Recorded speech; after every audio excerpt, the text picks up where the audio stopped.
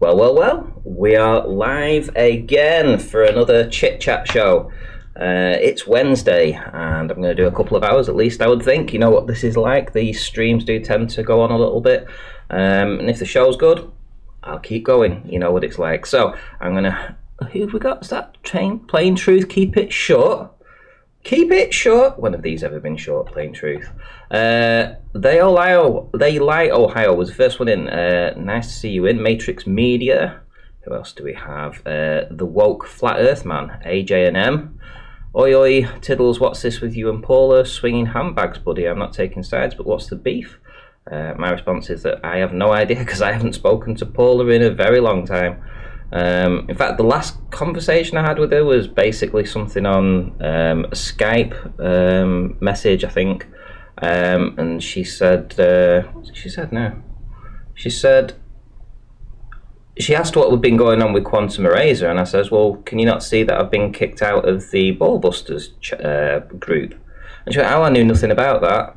I went, oh, okay, whatever. And that was the last I spoke to her. So how long ago was that? 4 or 5 weeks ago, something? 6 weeks? So I have no idea. So if people are dragging stuff up, they're just doing it to stir the pot.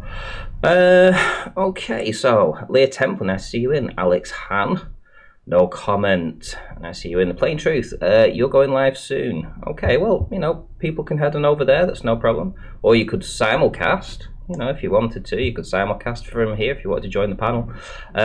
Amanda Young, nice to see you in. So you can find NZ20. You're always here. You're always here. You've got to have a moderator now. You have to have a moderator. Oh, shit. I've had a super chat. A massive super chat from James Mays. Thank you very, very much. $100 super chat. Wow, boom. Keep up the good work, sir.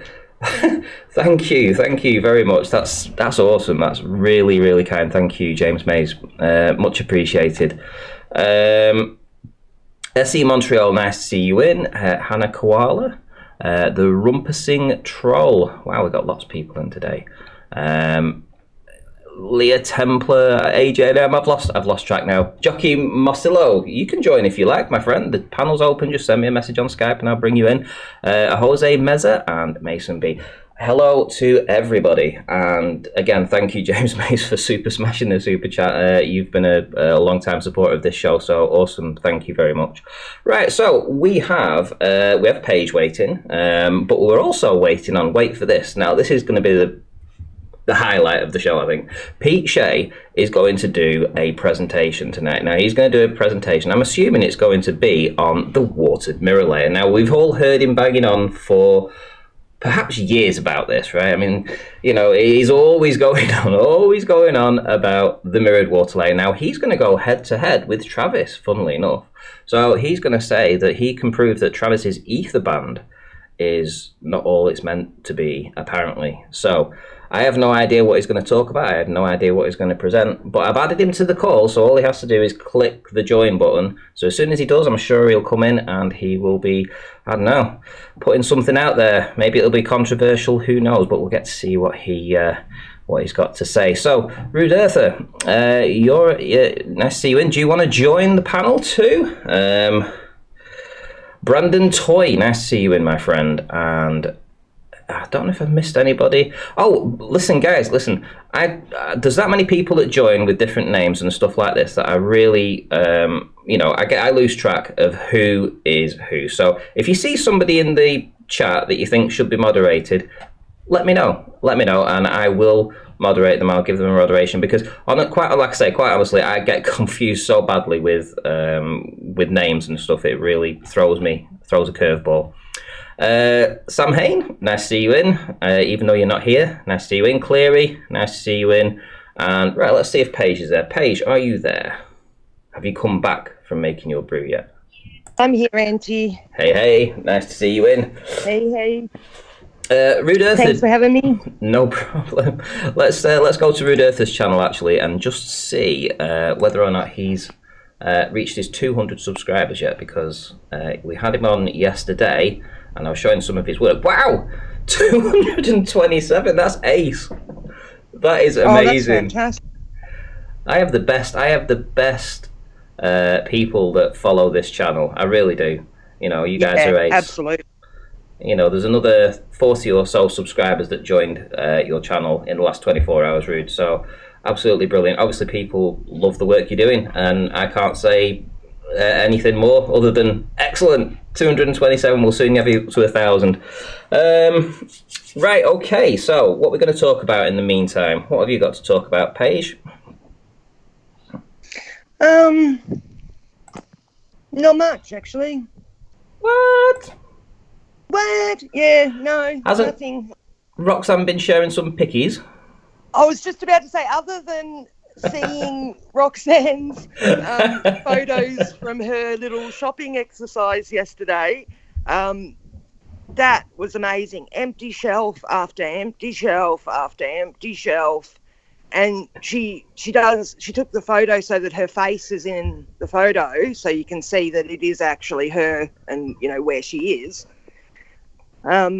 So, all I can say is, guys, we've been telling you this for 2 months now. It's got nothing to do with whether the virus is real or not. That was never our point. Our point was the shutdowns are real, the panicking lemmings are real, and things will run out. You will go to get a loaf of bread or a thing of milk, and there just will not be any. So, we're seeing that actually starting to happen now. And I didn't want to be right. I was hoping this would all just blow over and I'd be able to go, I was wrong, doesn't matter. But it just, it just keeps getting worse every day. Okay, well, in the meantime, we've been contacted by Airline Pilot Research. Now, he's been on the show before, but he's just sent me a message. He wants to join. He wants to educate us, apparently. So I'm going to add him to the call. I love being educated. I love being educated too. It would be nice if he can actually do that. Is he going to do that? Yeah. Is he going to send us back to the ball? Do you think he's going to do that? Do you think he's going to send us back to the ball? Airline pilot research is unavailable. Well, it'll take time for. I suppose he just needs to realise that I've just added him to the call. Says feel free to call me. I just did, mate.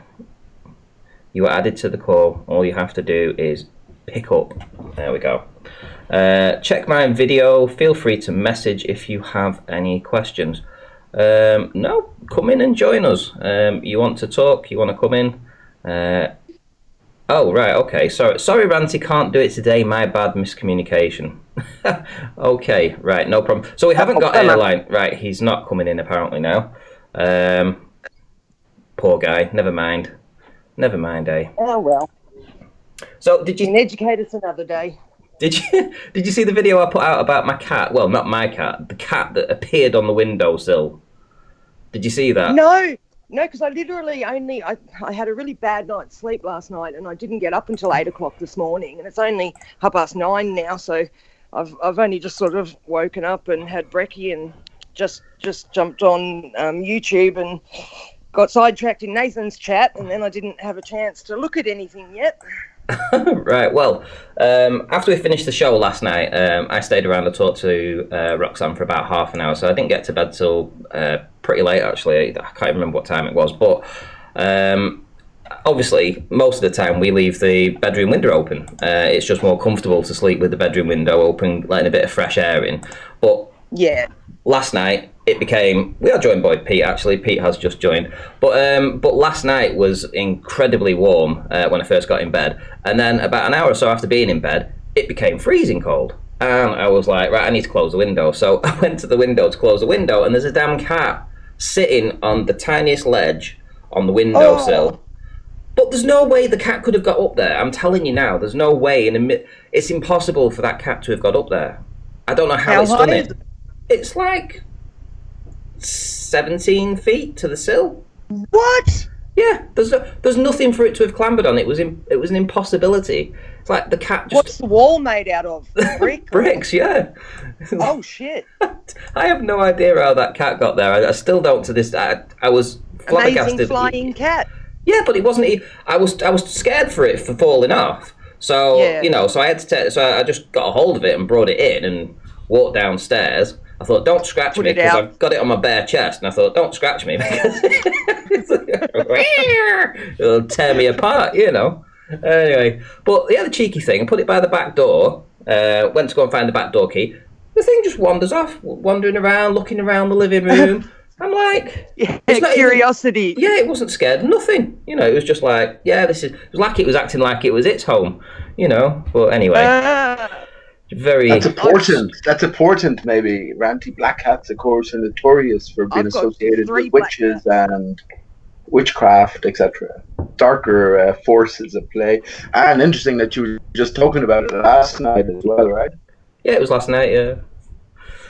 Yeah, on the windowsill. I don't see a way that it could have actually got up there. I want to sort of play the video again and just say, how can this cat have managed to get up there? And I actually saw that my missus put a photograph on her Facebook this morning. The same thing. She'd taken a picture. She'd gone out and took a picture and put it on her Facebook saying, how can the cat get up there on that sill? Because it just seems to me like it's impossible. But anyway, Pete, you got the images that I sent you before.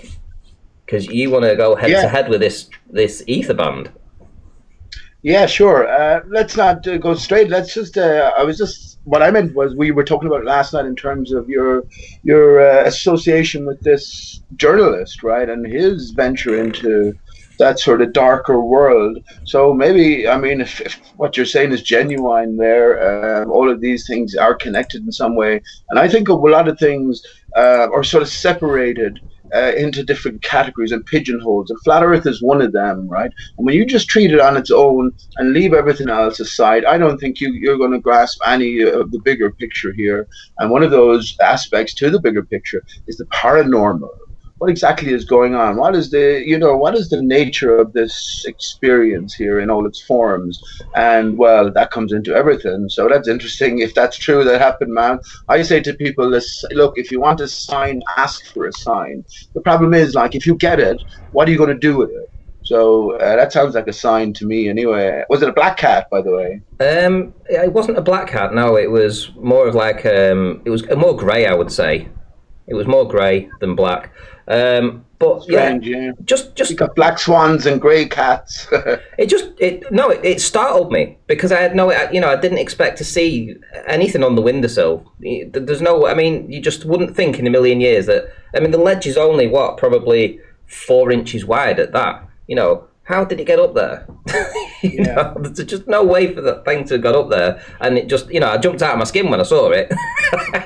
Even if it did get up there, it would have had to make, I just came in at the end here, but I'm just thinking it would have had to make a sort of concerted effort. It would have had to be some driving force to bring it up there, unless it came down from the top, right? It could have hung from the ceiling, possibly as well. Cats can get anywhere as well. You'd be very surprised.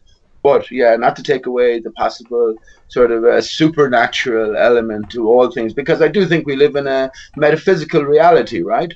So all these things sound strange, but I've seen strange stuff, so I don't underestimate any of this stuff. Well, I mean, it was the weirdest thing. Honestly, it really was the weirdest thing. In fact, I'm going to play the video. Sorry, I haven't seen it. I'm going to play this video. Hang on, let me get it up ready. And I'll share my screen with you guys. There we go. So if you haven't seen it, it's only had 282 views. So hang on, let me bring that across so that all you guys can see this. I'll share my screen with the sound. Here we go. So, ready for this? This is what I filmed this morning. So this is possibly going to be the strangest video that you guys are going to come across today. But this is my bedroom window. This is where I sleep with the missus. And I was in bed last night. And I woke up about, 4:30 in the morning. I had the window open because it was quite warm when I went to bed. But by now it was getting really cold. So I went to the window to close it. And there was a cat on the windowsill. No word of a lie, there was a cat on the windowsill. So I've just put this toy doggy up there to give you some kind of idea of scale. So this cat sat on the windowsill. I damn near shit myself. The last thing I expected to see was a cat. Anyway, I have a real hard time trying to figure out how the hell did the cat get up there. I still can't figure it out. I am still flummoxed as to how the cat actually got up there, and I can't figure it out. I cannot figure it out. As you can see, the window opens this way out, so I absolutely do not think for a minute that the cat could have leapt from the fence here and gone up and got up there. That's just an impossibility. And when we come across from this side, I mean, unless it kind of hopped on the fence, on the scaffolding, across the wires, maybe onto the windowsill, but how would it have got up there? Because there's no scaffolding to get it up there either. But if it did get on the sill, did it jump down onto the soil pipe and then onto the light and then across onto the window ledge?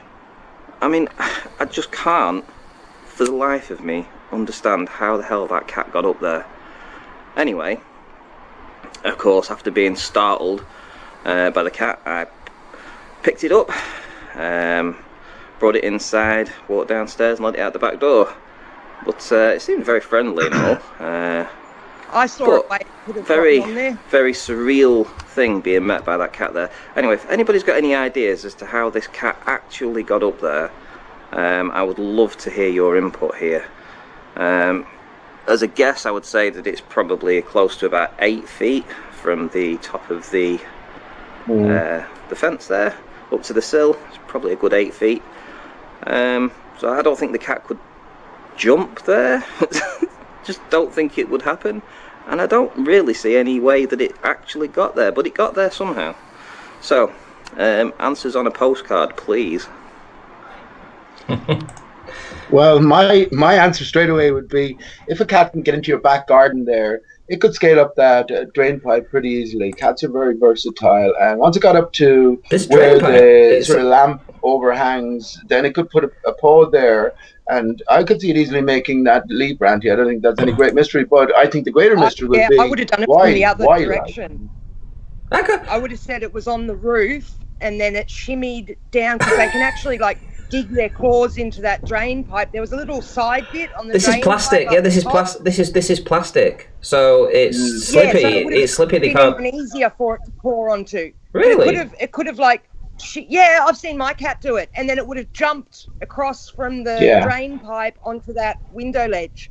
Like my little kitten that I've just got, he is an amazing jumper and climber. He's a kitten, a tiny little kitten, and he can already scale the fence. A cat will be up that drain pipe in 2 seconds, because up to the window, up to the little holders then, and But why would it want to do that? Why would it want to do that? That's the question. We were talking, as I said, last night or the other night, about your interactions with this guy, and he was telling you all of these different stories, and you were sort of shivered to the bone. Maybe you were initiated in some way, Ranty. Who knows? Who knows, mate? Who knows? Could have been somebody's familiar, Ranty, that's come to spy on you. Oh, don't say that. And I'm not joking either. No, I'm deadly serious. They have. That's what they use these familiars for. They can see things through them, get information from them, all that kind of shit. Maybe the cat was laced with coronavirus. It was sort of, maybe the cat was rubbed in coronavirus, Ranty, and then sort of led your way. So right, okay, so passing it on. I see. So I'm just looking for this name of this channel that does. She talks about all that kind of stuff, and she puts things that you would never think of together, and says, well, like the little orbs that you see in photos and stuff. And then she says, she correlates that to the bigger things like the orbs in the sky, the stars and shit. And she puts all these things in. It's amazing. So I'll try and find her channel and stick it in the chat. Awesome. So Pete, what did you say before? I missed what you wanted to just wait a little bit to talk about the plain truth or something, or do you just want to get stuck into it, or what? Well, were you talking away about updates on anything? I mean, this is just going over the same thing. You know the images, Randy, and you pretty much know what I'm going to say. But I mean, it's up to yourself. Yeah, I mean, I'd like you to have a go, actually. Okay, if you want to change topics absolutely completely, and listen to me, right? All of this stuff doesn't matter much anymore. I've been considering all of this since 2016. The best way to sort of put my case forward, I haven't put any work into this, right? I've basically put 3 lines on paint, so I'm just going to talk my way through it. But you, as the individual, have to sort of think your way through it. And this involves just applying what you've learned every day from looking at things near and far, but considering a different context. This is for flat earthers only, right? For an explanation, we know that the ball is finished; it's history. It was never alive in the first place. So this is the crux of the matter. Everything explained in terms of what I'm going to show now. This is Randy's images. What I'm going to show now was explained by traditional science, right, in terms of the spinning ball or its geometry. So the crux is that they always had a limited span until they met a geometric horizon, which everything then had to be explained as being disappeared over. We understand that the reason for these controversies and the reason for these debates with the likes of Rumpus is because there's anomalous information in the first place, i.e. boats in the distance, objects, targets in the distance, that should not be seen under normal circumstances if we live on a ball of given dimensions, right? So that's a controversy in the first place. At every point, the ball earther, the baller Borg, I call them, right? They need to get your observation height to calculate based on the visuals, right? How far that visible horizon is away, right? So this is literally the divide between the Earth and the sky, or the apparent divide. And once you have that, then everything else can be explained in relationship to that fixed distance. As flat earthers, we've taken that span away, or that limited span away from them. So at 3 miles, where at eye level at the beach, for instance, we're told it's 3 miles, and then it drops away, dramatically after that point. So once we've taken that away and we understand that we're looking over a flat expanse of water, now we have to reconsider everything, and especially refraction and all the different forms of refraction. Because remember, they have been put into the books, right, according to sphere-earth geometry. Things like looming, things like towering, things like stretching.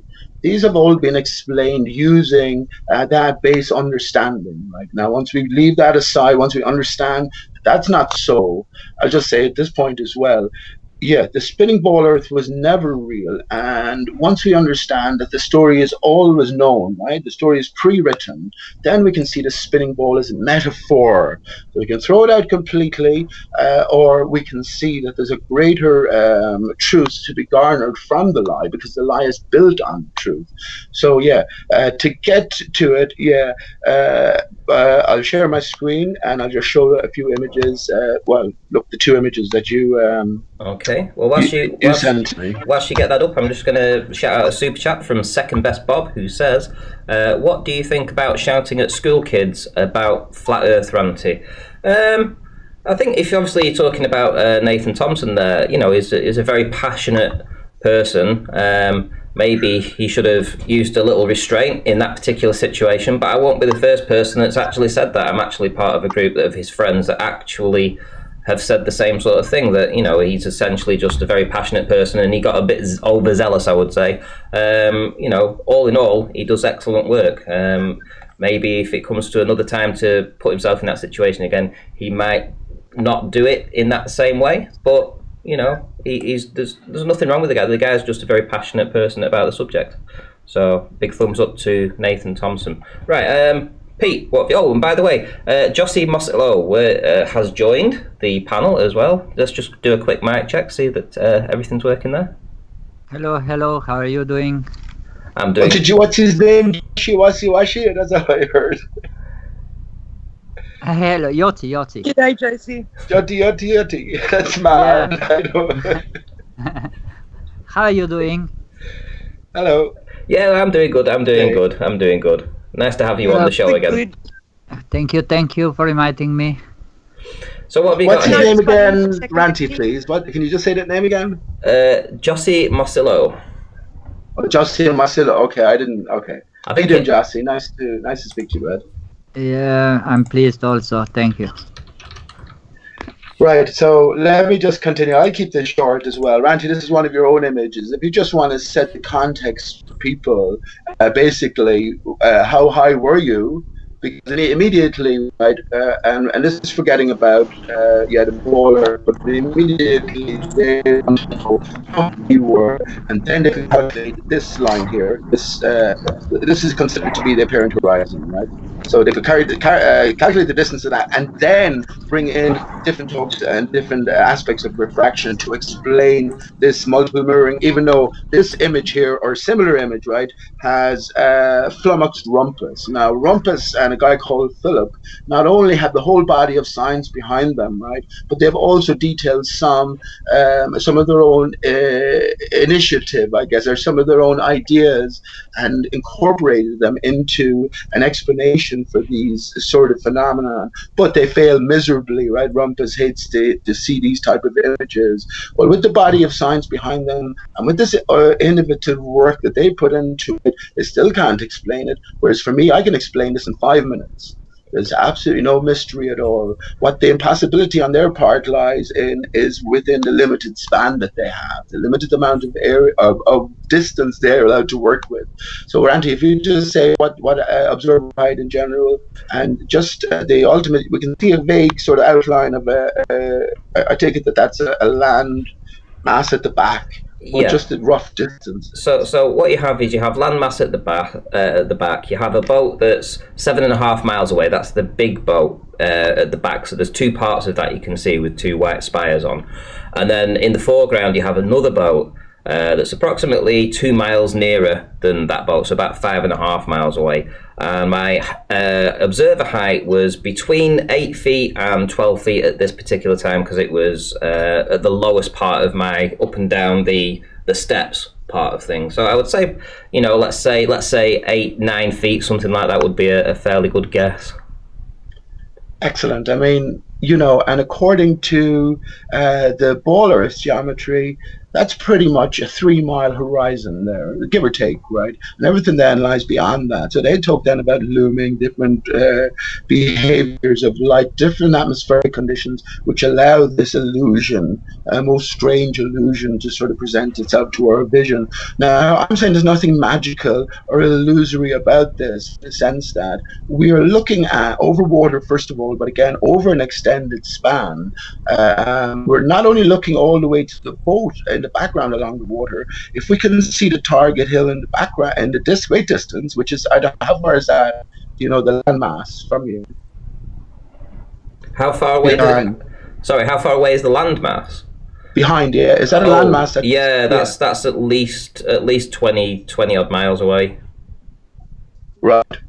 And that's mad. Think about that. You have to get your sort of mind around the scale here. If you were to draw this out to scale for an orthographic view, you're talking about boats here, maybe not in excess of 50 feet high, in terms of the vertical distance at the target, as opposed to 7 miles for the boat, but still many, many thousands of feet in relation to that. So we've got to take the viewing angle into consideration when we're trying to decode these images. Now, here's, it's not particularly attack against Etherban man Travis, right?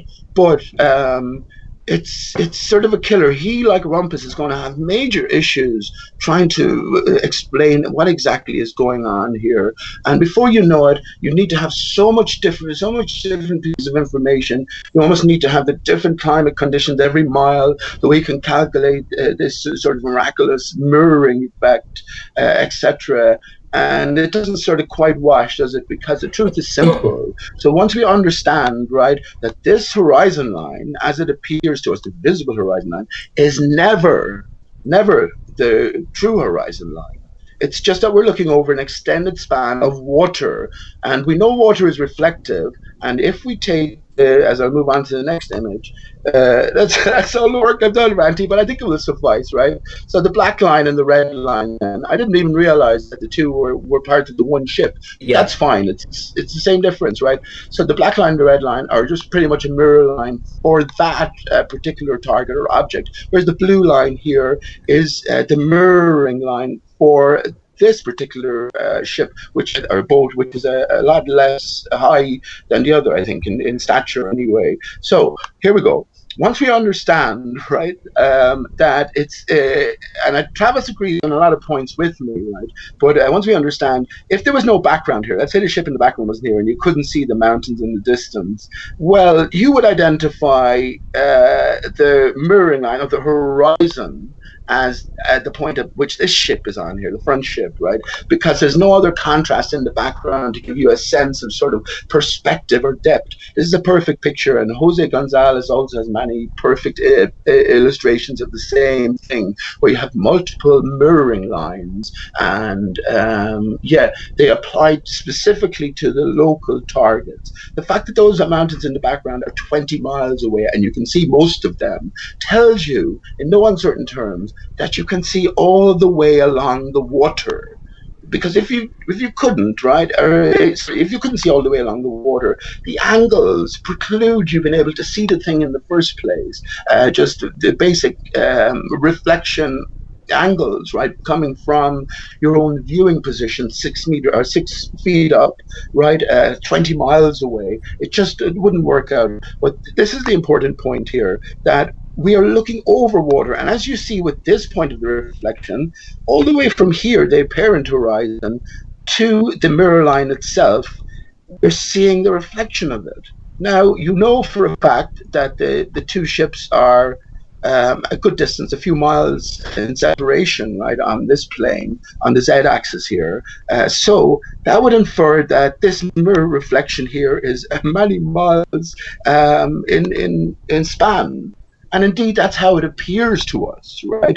Because, well, this is how it works. This is how our vision works. We can all go down to the river at nighttime and look at a lamp that's shining from across the river at whatever distance, and you'll see it reflecting in the water, and you'll see it being stretched, right, almost to your feet in some cases. So this is what we're seeing. And once we understand that this mirrored water layer goes all the way across beyond this apparent line to the furthest target you can see possible, and everything else then sets up a contrast within this layer that you identify via the mirroring line itself, it all becomes pretty simple. We don't need the air to be mirroring, and even if it was the air that was mirroring, you have to say what the air is composed of and what exactly within the air is doing mirroring. And of course, look, then you're also going to have to go back to water, right? Water everywhere. It's 50 million billion tons of water in the atmosphere in this dynamic system. So one way or another, it's water that's doing the mirroring, but no, it's not in the air. It's literal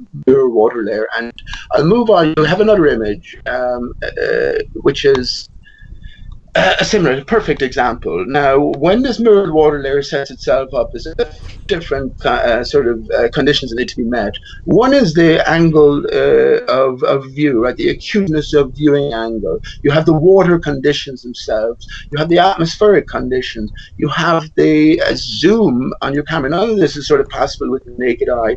And most importantly, you have the lighting conditions. Where is the sun? What is the relative angle from you to the sun to the target? And with the bottom image here, I venture to say that it was a pretty rough day. It was a pretty rough day. I'm not going to say it was a dull enough day. I tend to go that way, but I don't know, right? But I would say it was a pretty rough day for the water, and there's some mirroring conditions for mirroring didn't set themselves up, so you were allowed to see all the way across. With the top image here, you have different conditions, and I'm not sure how high you were in this image, Ranty. Was it a similar height, 8 feet? I was in exactly the same spot. It was exactly the same height of the tide, so it was at low tide. Same spot, and the sea conditions were actually the same as well, so there was no actual sea state differences. Okay. Ranty, may I interject here? Yes, just one sec. Something? Yeah, we're joined by Flat Earth Data and The Plain Truth, so quick mic check from Flat Earth Data. Hey, can you hear me? Yeah, coming through good. Travis, are you there?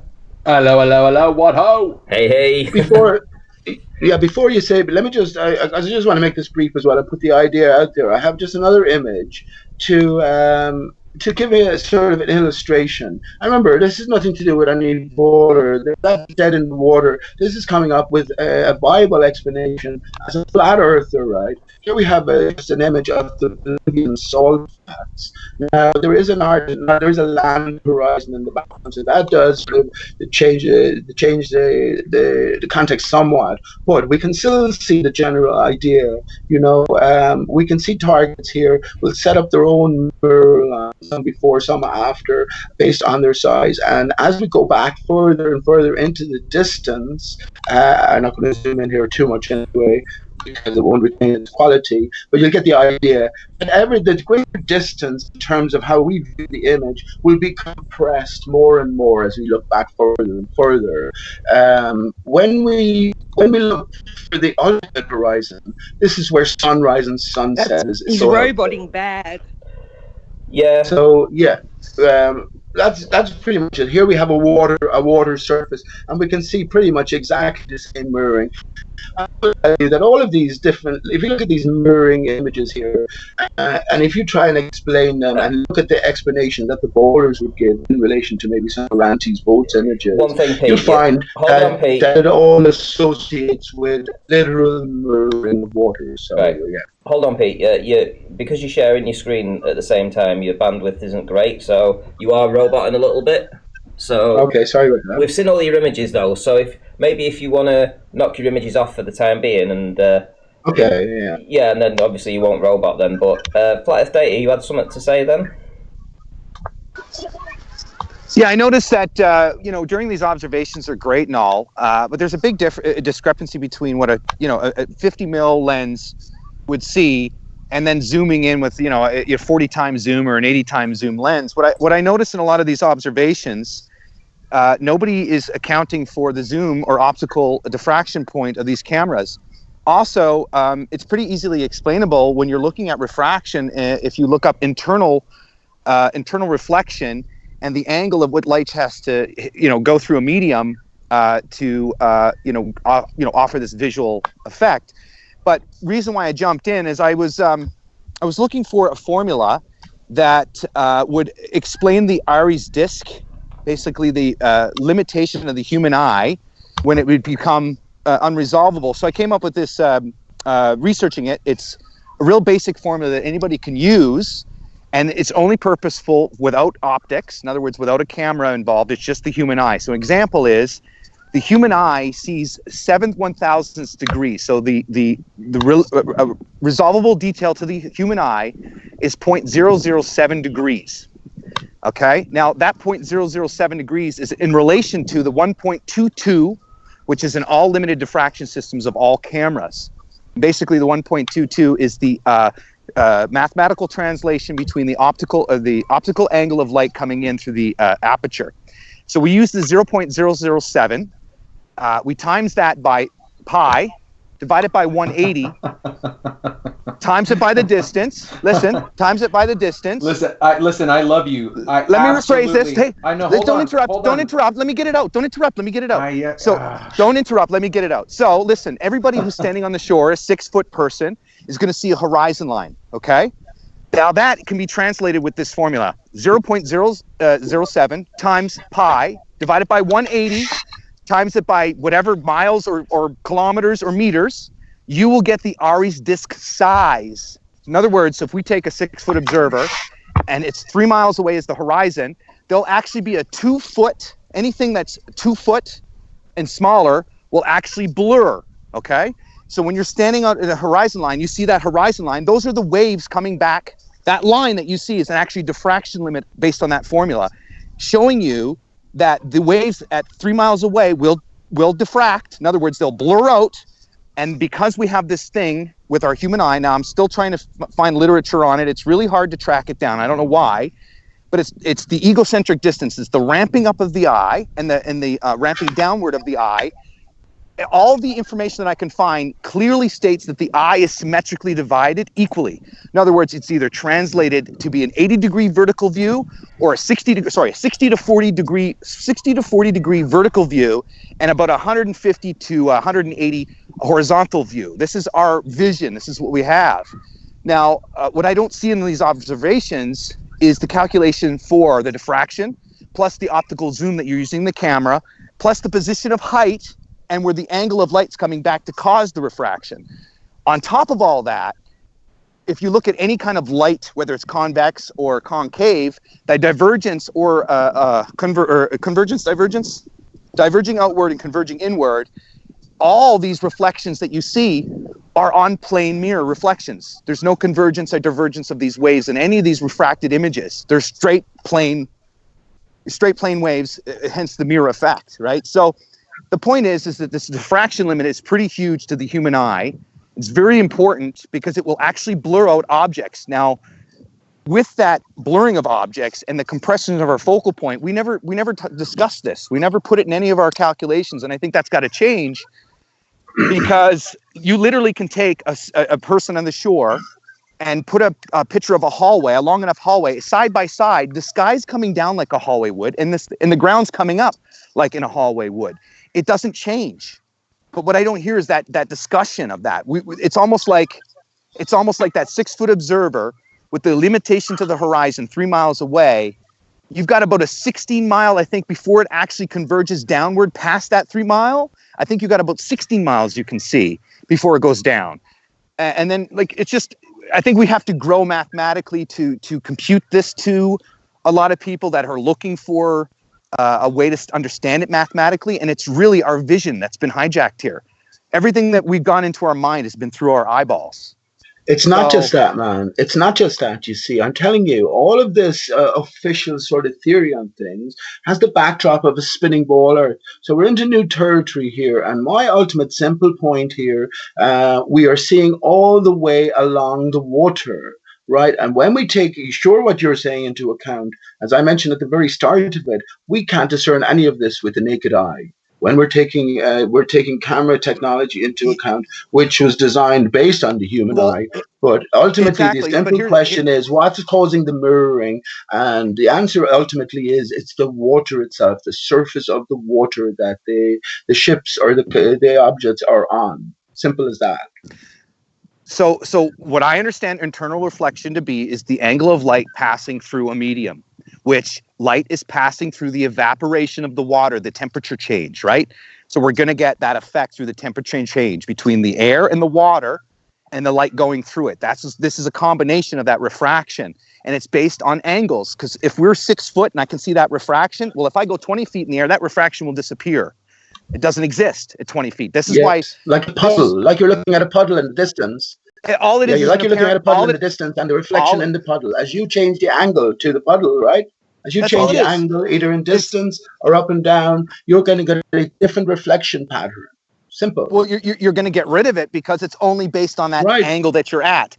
So as you go lower, as you go low enough. Ranty has an image all the way along to the opposite shore, 20 miles away at 1 foot or something. This is because you have changed. Hang on. This is because you've changed the viewing angle, the acuteness of the viewing angle, and the conditions were right, that you can see all the way along the top of the water, and you've done away with these reflections right in the distance.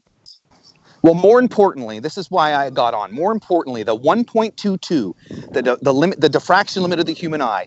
I've been asking people like Ruhif, people like Brenda, people like Rumpus, can you calculate the horizon line distance using the diffraction limit of the human eye? And guess what? You can. The 0.007 degrees, if you divide that by 57.29 or 57.30, you will get a radiance of 0.000122, which is the exact same as the 1. So for instance, if I take 1.22 times the square root of the observer's height, I can calculate the distance to the horizon. This is essentially what every curvature calculator formula has stolen, is the diffraction limit of the human eye. That point of the point of light that gets diffracted, creating the Aries disk, it gets compressed due to the focal point compression of the human eye, and that's what's being hijacked.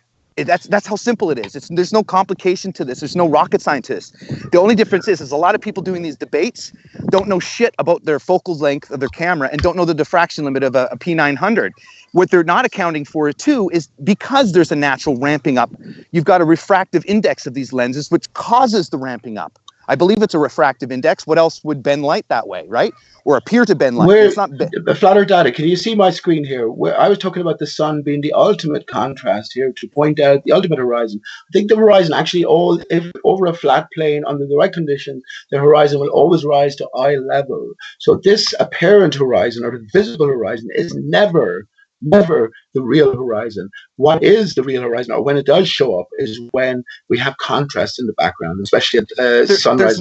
There's no real horizon. That's what you're not understanding. It's completely an optical convergence, a diffraction point of the human eye. That's all it is. There's no actual horizon. So yes, that's what it is. It's exactly what it is, because you can use it. I can calculate the distance to the horizon without using any curvature formula, dude. So it's completely an optical effect. It has nothing to do with ball, has nothing to do with curve. So well, calculate that then. So here's the problem. What horizon are you talking about? Here's the problem. The problem is the variable, the problem is the uncertainty of what we know is above us. Okay, we've been told the sun is one thing. Okay, based on that assumption of the sun being one thing, it doesn't make sense. Horizons based on the globe model, right? Obviously, the sun moving away from us is the ball tilting. On a flat Earth sense, to me, the sun is a prismatic gong. In other words, it's literally a prism that's vibrating super fast, but it's not it's physical in the sense that you can put a filter in it, you can see its shape, but as far as what it is and how it projects, I have no clue. But I can tell you that we're not discussing egocentric distance. We're not discussing the ramping down of the human eye and ramping up of the human eye. I can't find very much literature on this. All I can find is called perspective. It's called perspective. But in reality, we're not applying that same physics when we're looking at the shoreline. Instead, we avoid the physics of it, and we create the Earth turning towards the sun. 90% of the people I ask how far away the horizon line is, they don't even know it's 3 miles away. They have no idea. It's like you need to suspend disbelief, because as soon as you start telling them it's 3 miles away, they go, no, the Earth's not that small. Do you understand? Yeah, I told you this is not for boulders, but on the screen here, I mean, if you're talking about you could tell me exactly where the horizon is. What horizon are you talking about here? So once again, you're using image. I know, but you're using a camera. Right. So what is the camera focal length? This is obviously zoomed in. This is what, on an 85? Maybe it's on a 125 millimeter. It's zoomed in.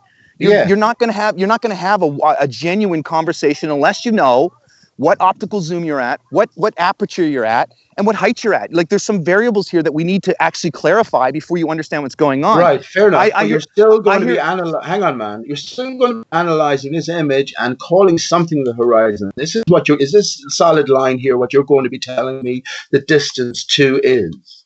No, because I can't see what's behind it. There's no reference behind it. It's an optical effect based on height. I have no reference point. Well, then why horizon to calculate the distance to then?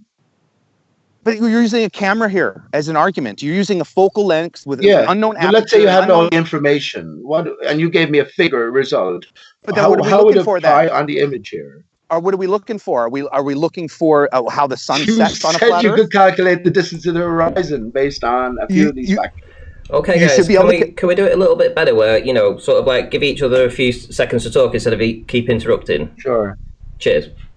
So let's just clarify that question then. What horizon would you do the math for and point out on any image where it applies? That's my question. Well, okay, so are we using the standard globe, which is the air is at a 1 index, or is air is at 1.003? Like, there's so many variables into the temperature factor, the condition, the heights. Like, I mean, there's no point talking about a subject like this unless we have that information, because there's nothing to compare it to. This is shot on a Sunday. Next week, with the same settings. Next week, we'll shoot it on a Sunday. Do you have the same effects? You know what I mean? Just let's say standard, flat Earth data standard. You made the claim that you needed a few pieces of information, and you could tell me based on what you know about the eye, how far the horizon would be, or the limit to which we can discern, right? And I'm asking you, fair enough, you'd give me a figure. You can have all the figures you want. Just let's take everything as standard. What does it apply to when we're analyzing an image here? What horizon? Where are we seeing it on the screen? So if you're looking for a diffraction limit horizon, you could calculate that based on the height alone. So for instance, you would take the 0.007 and you would times, well, you would actually need to do two methods. The formula that I got used to using is the 1.22 times the square root of the observer's height, because it's 1.22, which is in any camera system, and it's actually a derivative of the 0.007 degree. Right. So it's just another version of doing it. So if I use it that way, I can actually, like if I'm 10 feet, I square the 10 feet and I times it by 1.22, I will get the supposed distance to the diffraction limit of the human eye. It has nothing to do with curvature or edge. It's actually just the limitation to diffraction. Now, when I get that distance, I can take the 0.007, times it by 3.14, divide it by 180, times it by the distance. Let's say 10 feet is what, 4 miles, 4.5 miles away. I can actually tell you that at 4.5 miles away, there's going to be an RE disk in a certain amount of height that's blurred out. And then, of course, when you add in focal point compression or convergence or whatever you want to call it, perspective, you can see that that is going to compress and cause a line. Okay, because you can, I'm sure you can see how a layer more than a line. We can see this layer on the screen here. We identify the true horizon. In other words, the furthest distance we can see to the sky apparently meets the water. It's just that the water doesn't look like water here. So everything from here, which appears to be this jagged visible horizon, to this red mirror line, this is water all the way back. But because it's such a compressed distance to our view, and the acuteness of angle will compress much of this distance, many miles in potential, this is how it appears to us. And when we see the mirroring effect of the sun beneath the red line here, like Ranty's boat, it behaves like a local mirror, or like the light across the water here. I think it's like a reflection of on the big scale. It applies to the same thing on a small scale. It's like a Pete, puddle. can I ask you a question? It makes sense to me, right? Can I ask you a question? It makes sense to me. It's easier to think about that in one sense, isn't it? And if right, let me just say this: if flat Earth data says there's no sort of precedent here, everything has been misapplied, well, then you got to do your best to understand all the component factors. Yeah, I can hear you, Plain Truth. Go ahead. Okay, so just have a question for you, Pete, and then maybe I can try to bring up some images. But the image that Ranty has on the screen, at least I've got my screen is paused, so I don't know if he still has the boat image up. Do you still have that boat image? I'm showing the sun at the minute, but I can stop sharing. Well, I've got it on my YouTube page, so I don't know what's still there. Hey, just as a side note, just want to let you guys know the crystalline glass plate that's in the human eye cannot be dissolved by any acids. Can you believe that? So, Ranty, can you share your image? The one that Pete was talking about, the one that has the boat in the foreground, and then those two other objects that you put the vanishing line on. Pretty please. Why? I can share it again. Question I can share mine again. Or if Pete's got it, it doesn't matter. I just didn't know. Yeah, I have it right here. Okay. That shouldn't be any problem. All right. I'll bring up the one. Yeah, here we go. This is it. Okay. So, of course, you know that I disagree with your interpretation of this, but I have a question. Yeah. The boat that you see in the foreground, where do you imagine the hull to be? So probably in reality, I don't know anything about these boats, but I imagine. Well, how could you? Okay, what do you mean? Where do I imagine it to be? Okay, so if this is the yeah. How can I point it out on the screen here? You know, if I point out say a millimeter below the blue line here, that might represent 100 meters in real sort of perspective distance. Right. You know what I mean? So that's the point that I'm trying to bring up right now is the scale. So the scale. Me too. Okay, yeah. So the scale that we're looking at right now, Pete. So if you could wipe away that mirage and just see what's actually there with no mirage, where do you imagine you would see that boat? Would you see it on the horizon, or would you see it farther back with some water between it? Because the scale in my mind, is too big. So part of the reason why I'm going to argue that the water is not the reflection. First of all, you've got a reflection that's cutting the boat in half. That water can't be cutting that boat in half because the water is not up to the deck of the boat, right? So it's not you would have to argue that you have a combination of both the water and the air dancing together to produce this image, because otherwise this boat would have to be not at all. Not at all. Imagine shrinking that boat down to just sort of in a consistent manner down to a small size. Once you get beyond a certain point, it will not be able to provide enough contrast to sort of make itself seen, if you want, through this mirror layer. Right, and Bronte actually had an image the last time, or a video the last time, of a little toy boat sailing away over the water into the distance, and it's quite clear that it was the water itself, that the boat was disappearing into this mirrored layer beyond a certain point, an acuteness of viewing angle that sets itself up. All right. The most important point here is we have to understand that we're seeing all the way, like the Black Swan image. You have your part playing the Black Swan image, or similar research anyway, Travis. That tells us without a shadow of a doubt that we can see all the way along the water to the target and beyond. I agree. Can I ask a question? Can I ask a question for both you gentlemen? Just a quick question. What are you trying to clarify in these observations? Pretty much just exactly how Pete summarized the very end of what he said, and that is the fact that we are looking over distance. Really, we have to and Nathan Oakley has said it apropos as well. We see it because it's there. The reason why we see this kind of a shadowy thing in the background, like I was going over my footage the other day on my channel, and I had this little ghost, this little whisper of the Anacapa Islands, right? It's a whole archipelago. And one part in it was just so small, but you could see this little shadow. And I said, we're seeing what's in front of us. We're seeing what's there.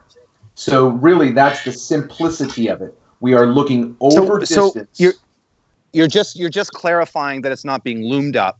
Correct. You're just clarifying that it's like, for me, when I see an observation like that, do you know the distance between the boat and the second object or the third object there? Do you know the distance between the two of them? You can only know that if you have an intentional team with you that is going to be out there intentionally measuring these things. There's no way we could look at this photo right here. We don't have enough. There's no way we could even speculate. Well, hold on, guys. We can know this exactly. What you can do is take a shot from zenith and look down to find the measurements, right? And then you can find out, because my experience is any of these long distance photography that have refractions, it appears that the fraction is covering at least a mile of surface. Okay, that's my observation. So a mile of surface is being covered by refraction. So okay, but hold on. So 7.5 miles away was the boat. They have I found it on Marine Tracker. Also, they only go down this channel that's around about 400 foot wide. So I knew exactly where I filmed it from. Well, then So I agree with you, Ranty. I take it back, because I've done Marine Tracker as well. Now, the only thing about Marine Tracker that I have found that if I see personal watercrafts, they don't usually register with Marine Tracker, so you're only going to get the commercial vessels. So yeah, the big one in the background. I agree with you that if you do have Marine Tracker and you intentionally look this up on that day, I do agree that you can find that data. But if you were just snapping pictures, that's what I meant. If you were just indiscriminately taking pictures and you had no idea what you were doing. I see what flat Earth data is talking about here. So what you're pretty much saying, flat Earth data, is this visible horizon here is not the actual horizon, but because of the diffraction limit, the real horizon would sort of stretch into the screen on that axis to so that's not like, that's not caused by diffraction. Okay, that apparent line that you see in front of you is solely completely caused by refraction. That's it. That apparent line that you see is the angle limitation, which I think is at 48.8 degrees. That's what it says for the internal refraction. Meaning, if I was to elevate, that horizon line would move forward out for me, and if I was to lower, that horizon line would come towards me. And that is not caused by diffraction. Diffraction is for a human being to be 6 foot without the aid of a camera, because I'm not looking at the specs of a camera, I'm just looking at the unaided eye. Any object that is 3 miles away from the observer will have a 2-foot Aries disk. In other words, any object around 2 feet or smaller will blur into a 2-foot object, according to the Aries disk Rayleigh criterion. 1.22 times 0.0000005 divided by 0.005, all in meters, will get you a radiant of 0.000122, which you can then turn into a degree by timesing by 57.30, which gets you a degree of 0.007 degrees. That is the diffraction limit of the human eye. Has nothing to do with refraction. Refraction is solely based on the angle of light hitting it at a 48.8 degree. So whatever angle you're at, based on your height, and if you've got the right humidity, you've got the right atmospheric conditions, you can lower to the ground, because I've shot the apparent horizon line, or let's say the refraction line, at 0.5 inches off the ground, and I got 0.78 meters away, or 7.878 miles away. So under a mile at half a foot above ground, I had a refraction line almost 0.78 miles away. So it's the refraction line solely based on light, and light of that angle hitting the water, going through the medium, whatever temperature. Now, the ideal explanation here would be, what are the consistent variables that cause that angle at 1 foot? I think you're confusing everything, and this is what happens when you bring first of all, when there's I understand there's no hang on, man. I understand there's no precedence, right? But the thing is, you have to understand that everything has been misapplied. You're roboting for me. Now, let me ask you this: do you believe that this boat here on screen is sitting on water? Do you believe, flat Earth data, that the boats on screen are sitting on water? Maybe I should stop sharing. He's you should probably, because you've been roboting. But flat Earth data, you're on mute. If you can hear me, you're muted. Well, my question is the same then to Travis. Do you hold that these boats are sitting on water, or what's going on? Are they floating? Yeah, I mean, I've got other photos that I can bring up that would, I think, add to this if we can maybe. Can you just answer that question, Travis, please? Are these boats I've already said it. I've already said it numerous times, over and over again, repeatedly on my channel. Yes, these boats are physically on water, Pete. Right, that's correct. Well, then you agree with me, man. It's the water that's doing the reflecting. No, Pete, no. Yes, you do agree with me. Absolutely not, Pete. You have if I can share my screen, I can try to. If you do, then you're leaving out the whole half of the image, right? Which is water. Do you guys understand that horizon line that you're calling the horizon line is just a refraction line? It's where light has reached its critical. It's just its light has reached its critical angle. Yes. At that point. Okay, that's it. That's all it is. It's nothing to do with diffraction. Diffraction. I haven't made that claim. No, I'm not saying you do, but I'm just clarifying. Diffraction has to do with the angular resolution limit. In other words, if we take an object and move it away from the human eye, eventually it will blur into a blob. That's exactly. But hang on. Flat Earth data, you're incorrect in the sense that once you get beyond this point, this seemingly solid line, right, then the water compresses, the distance compresses so much because of the acuteness of viewing angle and us looking into the vast distance that the water itself mirrors. This mirror there goes all the way across the screen because it's water all the way. It is because of water, obviously, but it's a byproduct of a temperature changed that water is you can participating get that same mirroring on a hot road. Exactly, and on top of this, please, Pete, look up. Yeah, stop saying no, Pete. You're wrong. Pete, look up. Hold on, let me finish. If I could just have, please. No, because I know the objection. Please look at entropy. Please, Pete, look up entropy and refraction. Okay, listen, look up entropy and refraction. That's not the issue here. Okay, I'm trying to put across a basic thing, and when Paige, I said no because this is you're talking about bumpy roads, you're talking about uneven surfaces, you're talking about more extreme conditions, and you're also talking about a very close-up aspect, right? There's always be roads in the near distance where we can appreciate these as we're driving ourselves, and further away as well. I'm not saying that.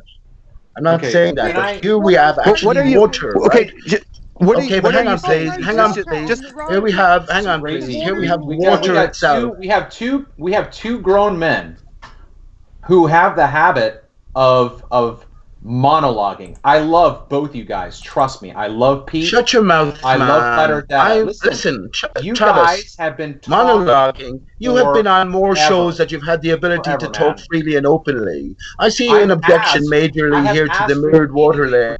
And when because it's my presentation here, when Paige said something, I needed to clarify that there's a distinction between shorter distances, which we're most familiar with the mirroring on the road, and over longer distances here, where the water itself, right, forms half of the picture. Okay, but listen. how can you dismiss the exact same phenomena happening on a dry road, even at a long distance? I've seen photos, video from where you're looking way, way, way down this really long road, and because of the heat, you can see cars being mirrored and what have you. It's the water in the air doing that. It's the exact same exactly, thing Paige. happening on. I understand that. Paige, check out the water in the air. Yes. Paige, check out entropy and refraction, because it has to do with the temperature change. That's where you're getting the angle incidence from. It's the temperature changes going from one medium to another, causing the internal reflection. It's not the actual bed of water. It's the what I'm saying is that even when you're looking across water, you might have a mirroring effect from the actual body of water, but because we see the same effect on a dry road, then you can't ignore that the air is mirroring, making the water in the air is making that mirror layer, is what I'm saying. I never ignored that, and I always bring up that's the only way it happens. I always bring up that point. Excuse me. I never ignore that, and I always bring up that point, especially with the likes of Rumpus and other bowlers, that when we see these miraging effects in the distance, according to their science, what exactly in the air is doing the mirroring? And I'm always trying to get them to say it's water in the air. Now, can I just say you're roboting so badly that every time you talk, it's really hard to even hear what you're saying. Like it's awful.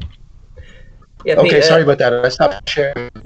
Okay, so just before you just say that, I just want to get this out there, and then you guys can carry on. But from Chris Berry, who gives a very interesting question. So he says, please ask the panel why they think the mirror line increases in height the further back you go. Okay, first of all, because your angle changes, your angle of incidence changes. That's it. Okay, hold on. Hold on, please hold on, because I was going to ask Chris a clarification question. Just please. Okay, Ranty. So my question to Chris's question is, are we saying that happens? Okay, so before his question can come, are we making that declaration about the phenomenon? Can you state the question again? You want him to state it or me? That's all the confusion talk. Chris, the plain truth, and Better Data are all a team. Pete, please. And lots of confusion being thrown into the mix here. Please, Pete. Don't be pleasing me, man. So the question is, please ask the panel why they think that the mirror line increases in height the further back you go. So in the two images, we have two boats. On the back boat, the fold line is higher up on that boat than it is on the one in the foreground. But let me give an answer first then, Ranty. Oh my God. answer is, we can, Travis, I'm sick of you now, shithead.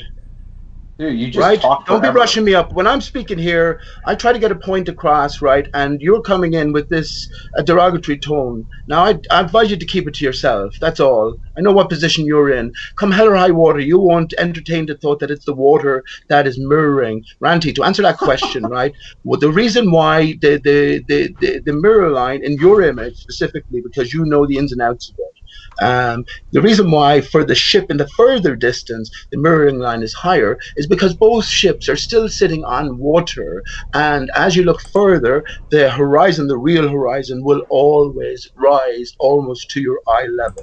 That's what it is. It appears that it's floating, it appears a certain way, but the fact that it isn't doing that is down to this water and also our ability to see along it, right? That's all. Simple. So can I ask just to clarify? So he's saying, why can he see a horizon line behind a different boat? Is that what he's saying? Yeah, that's what I'm trying to figure out too. I'm not sure. Yeah, I understood the question very easily enough, and both of you are flummoxed. Yeah. So no, it's not flummox. It's because I indicated that the apparent horizon that we're seeing is not a horizon line. It's just a refraction line. It's based on the angle of incident hitting the eye. And then Chris Berry is asking about whether there's a horizon behind one boat and then there's another horizon behind a second boat. Is that what the question was? Yeah, I get it now. If I may, I have some images pulled up that I can try. I just went over this and made a video today, so I have something that I can show real quick. I think it will address Chris Berry's question, if I might. Can I share? Yeah, sure. Go ahead. Okay. Just as you're sharing, let me just say that image of the sunset that I had up there where I identified the mirrored water line where it ends, right? That's the mirror horizon. That is the astronomical horizon. And that's where this mirrored water layer ends and the sky begins. All right. Can you see my screen? We can, yeah. We're all seeing it. Okay, so as best I can, I'm going to try to walk through this. The middle triangle that you have here, imagine that these are railroad tracks going into the distance. So this is following the law of perspective, okay? So the law of perspective visually right now, as we go along the water is moving into the distance. When we see what I have started to call the line of disclosure or the disclosing line, because it's a distinction between the vanishing line and the mirage. Right, so the vanishing line is where the inferior mirage begins. Everything below that is a mirage. That mirage has a limit and comes to an end where we start to see the water now. So the water is now being revealed. It is now being disclosed to us. So I'm just trying to give you some context for my terminology. But again, the middle pyramid shows us the law of perspective. That is, even though we see the water physically disappear into the mirage, the water physically is continuing into the distance and would be at this line, which is the vanishing line, and the farther landmass, the topography that's there 9 miles away. Okay, so right here we have 1, 2, 3, 4, 5 boats. The boat in the foreground we can clearly see is an inferior mirage. To the right, that first rectangle, I believe, shows us another boat that is farther away and would be elevated. Like, that's what Chris's question is. Why does the mirror line get elevated? Because it's moving into the distance, and each of these objects has its own inferior mirage. This boat to the right, where you see those 3 persons, maybe 2 people in the engine, that is cut in half. That's mirrored. Okay, but that all. Is it just me? Is it just me? When you do this, Travis, when you put lines like this, and you clearly show the law of perspective, the only question I have that I look at these pictures, I'm like, well, okay, what camera, what millimeter lens was it shot on? What aperture did you have it at? These things are very important in the discussion of these stills, because it will educate people on how lens sizes optically compress images. If I may, like for instance, sound. Let me finish. Like we're giving example. Like Soundly. Like Soundly. Yeah, but listen, people like Soundly are hijacking optical. Soundly's hijacking the fact that lenses have an optical compression and optical artifacts. For instance, I've probably said this before. If you take a broomstick and you film it with a P900, a mile away, that broomstick will shorten and look wavy, right? It's a straight broomstick, wavy. So I don't know if you guys have done these tests with straight lines and lenses. But this is another thing that you guys should maybe do, is take your 900, shoot straight pieces distances away, and see what optical distortion happens with the lenses. We're not talking about any optical distortions here. They're completely negated in every demonstration that I see. The lens size, the aperture size, they're all important because they're diffraction limited systems, meaning they are sensitive to angles of light. Okay, so that's it. So essentially what people are asking in the chat, they're struggling to know what's actually going on right now, but there's basically a disagreement with why we're seeing the fold line and what the fold line is. So we have three different views on the panel right now. We have Travis, who says that it's the ether band. We have Pete Shea, who says it's the mirrored water layer, and we have Flat Earth Data, who's saying it's down to refraction. And it's up to you guys. You know, I mean, this is what well, it's Randy, about. what do you say, bud? What do you say? And take into account as well the small motorboat on the lake and sort of expand the say. What do you say, Randy? Ranty? Yep. Hold on, before you go, Ranty, let me ask you a question. Why doing these observations when we have a leveled camera, okay? If we zoom in, you're going to notice you're going to have to re-level your camera when you zoom in, right? What happens is like we have a level camera, a wide frame. We zoom in, the ground pushes up into that camera. So now we have to angle the camera slightly up, right? To get a full shot of the horizon, right? I'm sure everybody who has a camera with long zoom has experienced this. The point is that none of these factors are in any of these observations. So how are you supposed to teach refraction? How are you supposed to teach diffraction if you're not talking about the limited diffraction system that you're using? What you're doing is taking a system and then discussing it with your eyesight.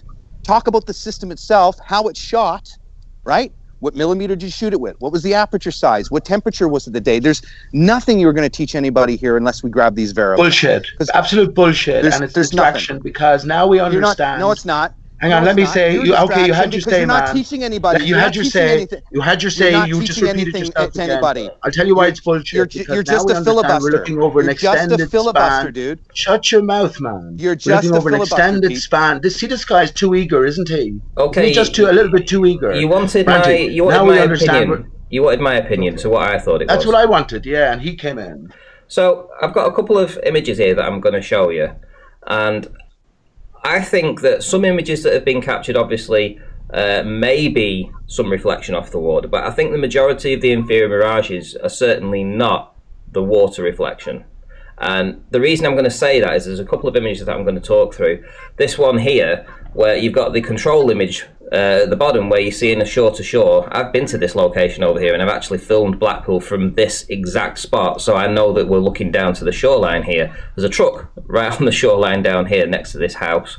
There's the tower that's around about 50 foot above the water, so the rest of that hill is about 40 feet, but it's all hidden on this other day. So 2 separate days, same similar conditions, so it appeared at the time, same sort of conditions on the water, same observer height, same tide height, everything was pretty much the same, but 2 vastly different things. One, you cannot see anything below the mast, so all the land and everything where the truck would be, this house over here, it's all gone. You know, you're not seeing it. Now that can't be down to the water, because you can see that the water's here. So if it was reflecting on the water, then it would be reflecting on the water sort of down here, but it's much higher up. So the only way you'd get that is if there was a lot of evaporation on this particular day. So if you imagine on this day, when we're looking across and you had a lot of evaporation, because obviously that's what forms the clouds, so we know that the oceans create evaporation. So that could perhaps create a quote-unquote watered mirror layer, but it would be in the atmosphere. It wouldn't be on the water per se. The next image I'm going to show you is very similar. I didn't see that, to be honest with you. It didn't come up on my screen at all for some reason. I'm sort of waiting for it. So, but continue, please. Hopefully, is it coming up on everyone else's screen? Well, I'm sharing my screen. Okay, it's just a blank black screen here on my, what do you call it? So I can't even comment on that. But let's hear everyone else's interpretation as well, though. I look forward to seeing it when it does come up. Let me just reload quickly. Is anybody else? Are you seeing this in the Skype call? Yeah. Yep, I can see it perfectly. So on the next image, it's the same sort of script. We have a sandbank in the, behind this post, we have the sandbank down here, which is around about 10 miles away. Then we have another body of ocean, very slender. In this case, we're just looking over the actual sand dune. And then at the back, we've got the houses on the shoreline, and then we've got the big buildings of Barrow behind. Well, this sandbank, these houses, they're all, they're gone, they're vanished, they're disappeared, that you can't see them. And that wouldn't be from the reflection off the water. Again, if it was reflecting off the water, it would be starting down here, the reflection would start down here. And that isn't the case, it's much higher up. So again, if it was maybe a lot of evaporation on this day that was artificially creating some kind of mirrored water layer in the atmosphere, that could be the case. But I do have another video that's going to maybe back up flat Earth data here, you know. So just let me bring up this video. Let me find it. Here we go. So on this particular video, let me just turn that off. So I think we're looking at, I don't know what we're looking at here, some kind of clipper or something, I don't know what it is, I'm not too sure. But anyway, it's basically on a driveway, apparently, and it's slightly angled back on this driveway. And what he's going to do, so he's filming it on a hot day, so the surface is hot, and we've got this clipper that we're trying to see. I'm going to call it a clipper, I'm not sure what it's called. But we're trying to see it anyway, and hot surface. And what he's going to do in a minute, he's going to throw some water on this. And when he throws water on it, you don't notice any, well, there's no looming that happens, so this doesn't lift up or lift down. But what we do see is, that, there we go, he's pouring the water on it, so he's cooling it now. And when he cools it, it seems to wash away all the hotness, and then it sort of allows you to see more of this thing at the bottom that we're looking at now. Everything's changed. This isn't as fat anymore. So if I go back and I'll show you back here, you can see that it's quite fat, and it's half of it's missing behind this line here. When we scroll forward, you can see that you're seeing all of it. You're seeing the yellow line. So definitely something's happening with the heat exchange between the hot and the cold, and sort of like making that change is creating some kind of effect that happens at the very lowest part. But the top part, Ranty, nothing changes. Ranty, sorry to interject. Sure. So everybody agrees that the heated molecule in the air will expand outward, right? I'm not sure whether it will be outward. What I would say is that it appears on here that it's being pulled down. The heat, it appears here. I mean, when I took a screenshot of each of these, everything, you know, this was stretched. This was stretched downwards. Everything was being stretched down. And when you change the heat and you make it cool, then it seems to go back to it's not as stretched anymore. That's much thinner. It's not being dragged down towards the bottom. So this is sort of backing up your position, where you're saying that but you're saying that light is a ray, I would say. Were you saying light's a ray? So I don't think light is a ray or a particle. No, nor do I. But I think it's more of a projection. A field array.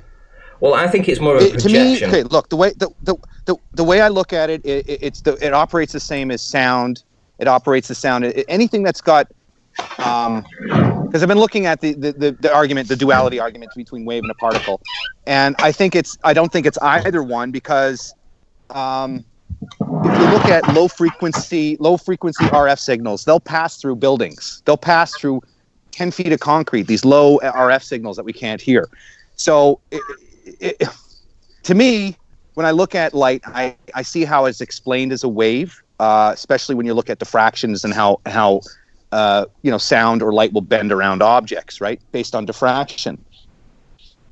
I find it the way they calculate the radiance and giving it, like, for instance, I think the size of a wavelength is 0.0000002 centimeters or something. And they quantify an intangible object with size. So when they do that, they give it mass, right? And the problem is when they give it. Yeah, sorry, go on. Sorry. Well, I lost my train of thought now. But anyway, there'll be another video. There's actually a really good video online. I can't remember the site, but it's regarding diffraction of the lenses. And what it does, it will actually show you, if you're zoomed into an object and you mess around with the aperture size, you'll actually have the object compress and expand, and it'll actually warp the image of something. So a lot of people with using these lenses aren't considering the 1.44 refraction index a lot of lenses have, meaning there is an optical compression that lenses do as well that lifts things up and compress things down, just like the human eye.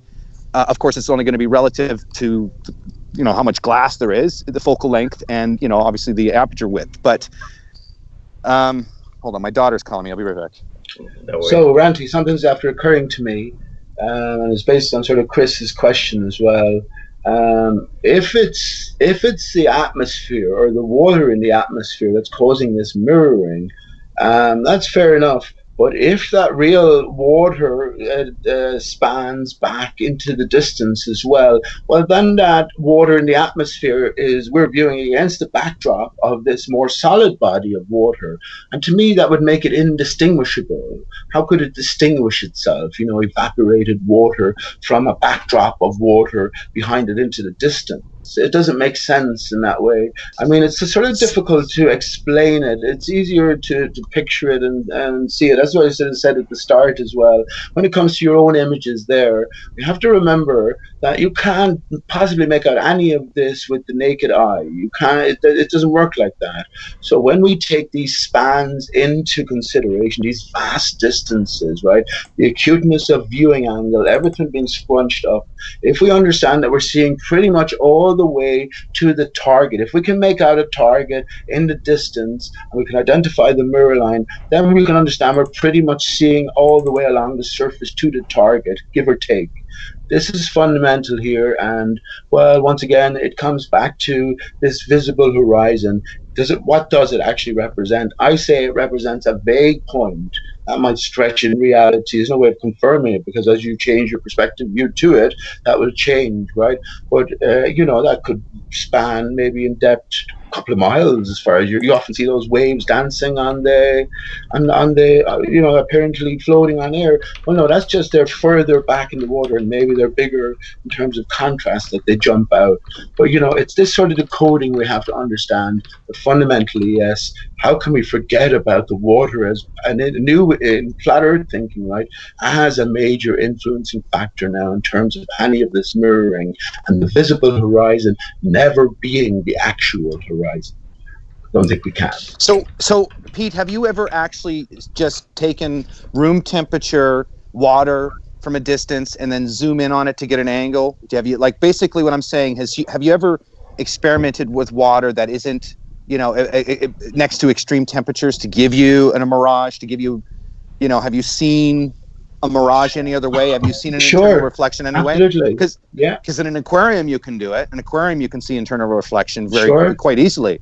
Now, is aquarium obviously, is the water evaporating? Sure, it's evaporating at the rate of the room temperature, based on the room temperature and the temperature of the water. It's going to offset it, right? So what I'm saying is, you're claiming that the body of water is the reflection. When I hear, I hear it. What I see when I research, what I see is that it's the evaporation effect.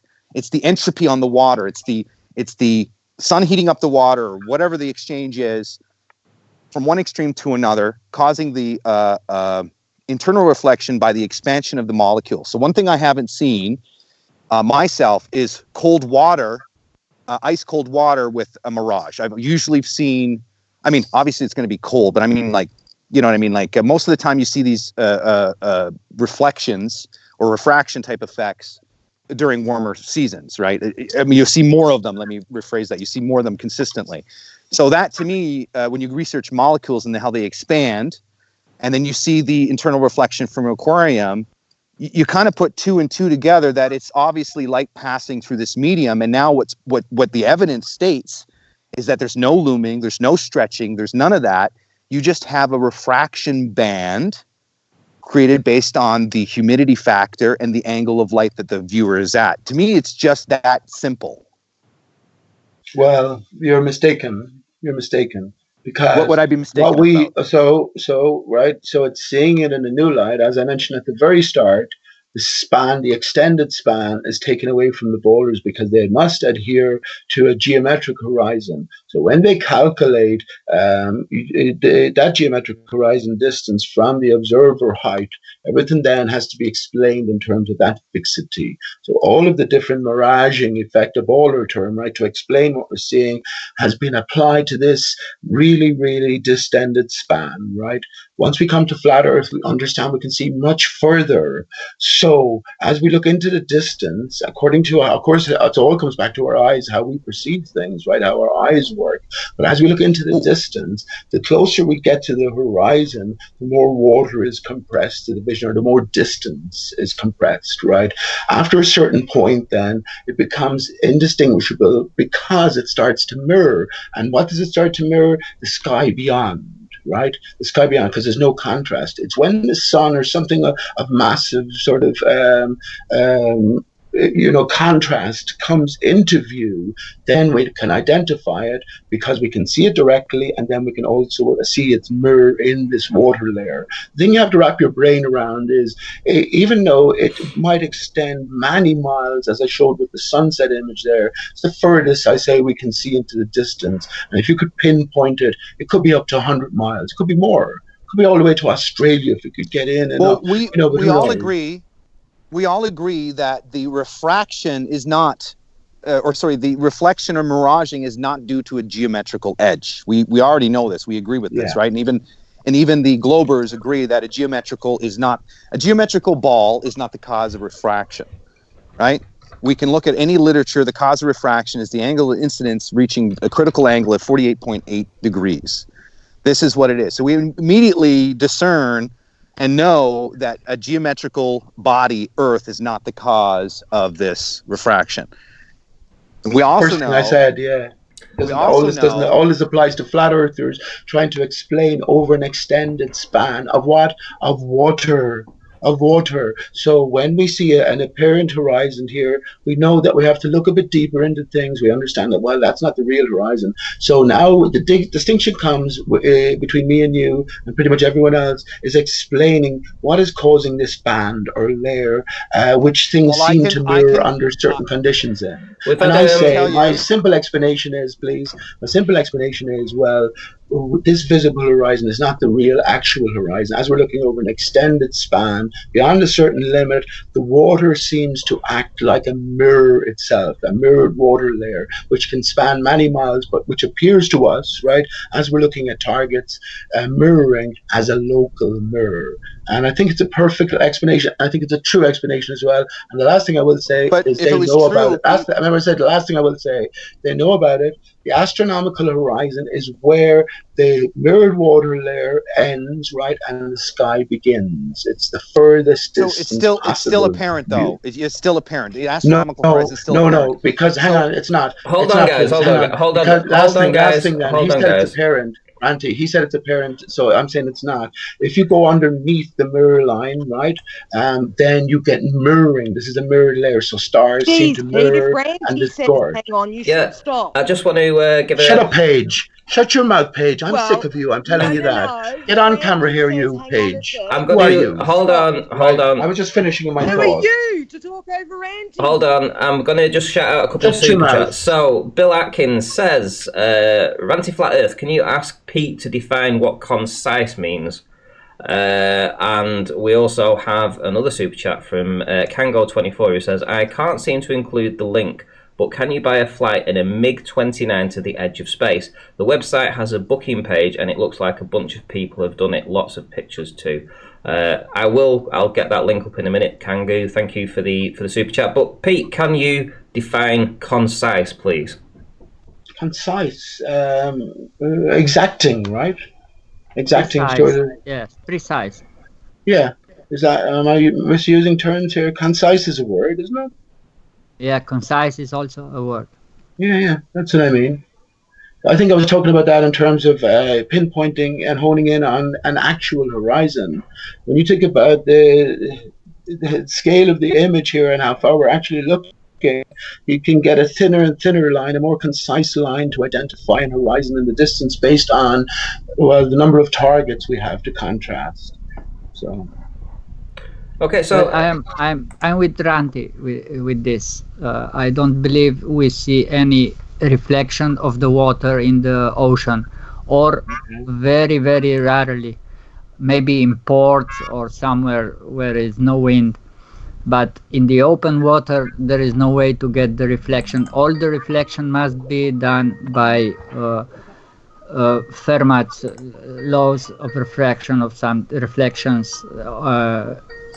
Or normal reflection, standard light reflection. Water is reflective at every level. And if you think about this, to our naked eye, we could not discern these images, right? It's only when you apply the camera and the zoom and you have the appropriate lighting conditions that you get this mirroring, because the whole span has been compressed.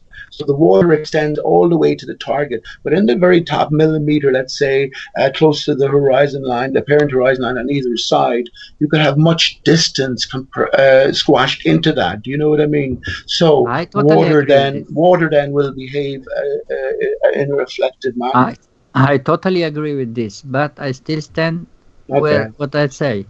Okay, The that's fair enough. reflections are all based on optical effect, not based on water layer. Okay, it's fair enough. Paige, you've been quiet for a bit. Anything you want to talk about?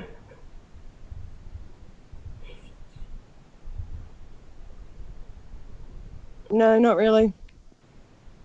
I don't see. There's not much point. Like, you know, Pete, we can explain. The guys have explained it in a different way, and he thinks he's right, and nothing's going to change his mind, and he just keeps saying the same things over and over. So, what's your point of view here, Paige? Can you go on camera here? Because I don't see you saying anything really about anything. I see you repeating the same stuff over and again. And you're prone to changing your mind at the next new piece of information that will come your way. Can you go on camera here? Because I want to know, who are you? gee, changing my mind when So, I yeah. come across new Who are you? information. Who do you think you're talking to here? Isn't that what you're supposed to do when you Who do you find think you're out talking to here? something's That's not a fickleness Yeah, to I it as really well. appreciate you letting me talk and answering you. Fuck me. So, question for you guys: what do you guys think about Nathan Thompson going to the schools? I think that's going to be happening more frequently now. I think we're going to be upping it a notch, and I've made up some business cards that I'll be going and handing them off at schools myself.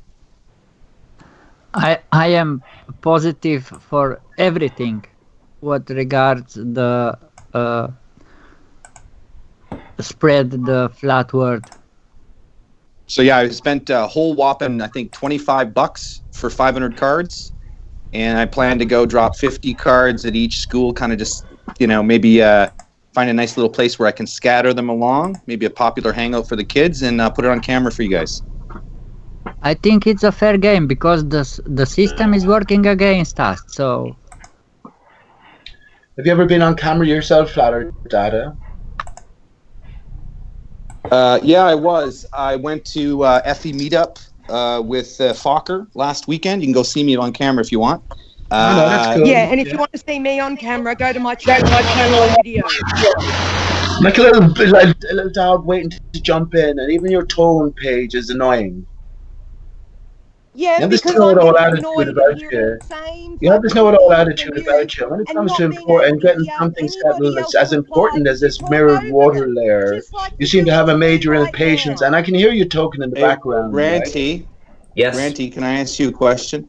So, do you plan to do anything with dropping cards off at the youth, trying to red pill the youth in a little bit more of maybe a politer way? I don't try to red pill the youth. I just try to let other people explore their own opinions on here. I do my own research for Flat Earth, and other people have used that, which is great because I feel that it has forwarded the movement with a lot of the research that I've done. But as regards, is it intimidating? Is it intimidating to you to do the kids? no. personally, No way. It's not something I would do. So That was for Ranty. yeah, personally, it's not something I would do. So, but everyone's different. Everyone's got their own way of doing their own activism. So some people go to Speaker's Corner. I've never been, but some people do. Some people, go on the Global Eye Tour. If you were to red pill the youth, what would you do? How would you go about it? I've never thought about it, so it's still, I've never given it a second. Well, let's thought. do it here. I'm just trying to change the subject because I think more of us need to step up to the plate and offer a friendly alternative to an ideology or a belief system that seems to take away your connection to your creator, takes away from the connection to family, and this isolation that we're being trained to accept. I think Flat Earth is good for that. At least getting that initial, if we can get enough people questioning NASA just from the idea of questioning the Earth, that would be great. So you never thought about any clever stunts? Nope. I could tell you what I do with my kids, if you like. Yeah, because what I've encountered is my daughter's doing a space program right now for her school, and it's a major part of her grade. So what I did is I found constellations, and I kept showing her constellation videos, and she's like, "Is that flat Earth? Am I going to get in trouble?" I was like, "No, that's normal. That's how they navigated." Because I was teaching her about Captain Cook, east-west latitudes, and Polaris, and using your hands to navigate 15 degree, 5 degree. You know what I mean? Yeah. And that's part of her thing, because they know I'm a flat earther, right? They know it, but I don't sit there and red pill my kids because I know the world they're in. Yeah. What I do is I teach them practicality. So I teach them math. I teach them basic sciences. Like my kids are real young, but I'm all about the laws of thermodynamics already to my 11-year-old. So I'm teaching them the science element of things without bringing the fantasy aspect. That's what I find that I can do. Yeah, that's what I've been trying to do. Yeah. Is remove the fantasy idea and say, no, man can shoot up in rockets, man can go 60, 70, 80,000 feet in the air, but they can't leave Earth. They can't pass the barrier there. We know that there's a rate. You explain why. You explain. Yeah, I show NASA videos. I show, like, for instance, you go right now for the moon for 2024. William Shatner is doing the voiceover for it, and he's saying by 2024 we will land on the moon and stay. Well, I show my kids this, and then I show them, hey, well, look, they asked they're going to go in 2018. They didn't. They were going to go in 2012. They didn't. They were going to go in 1990. They didn't. So all these years, and I said to her, I says, well, what makes sense? If they can't pass the radiation belt and they're still fighting over it, and you've got MIT and Colorado University talking about it, you've got NASA on their own page talking about it. Yeah, we have to solve these problems before we can send. Yeah. So just being honest. Well, here's the thing: just being honest with them makes people pissed off. Yes. Which is weird. It's better if you teach your kids, then your kids will, like, my son will bring up things in school, in class, and say, but hang on, I don't agree with that because of this or this or this. And that way all the kids in the classroom hear it and go, oh, hang on, what's he talking about? I want to find out more about this. Or we'll bully him, right? He's the stranger. He goes against science. Can I just ask Flat Earth Dad and people in general? No, stop. I'd like to reply to that. Let me finish, please. Let me finish, please. I'm just saying that's a possibility, right? We can all appreciate being ostracized as adults in this arena, Paige. You're dying to get in, and every show you're here as well. I haven't said a fucking word this whole You were just talking there, and I came in with a question for Flat Earth Data. Yeah, but right? to be honest, Pete, Paige was already having the debate. Paige was already talking to him, and you didn't jump in. It was a conversation. I was just asking a question. I'm having a conversation with someone else, and you want to butt in. Yes. So let me get my question out then. Five of us on the panel here, and it's all pertinent. Our children will ask, "Why are you sending me to school then? What am I to believe from school? Is everything I learn at school a lie? Why are you as a parent doing that to me?" Well, they're not asked that. That's my question.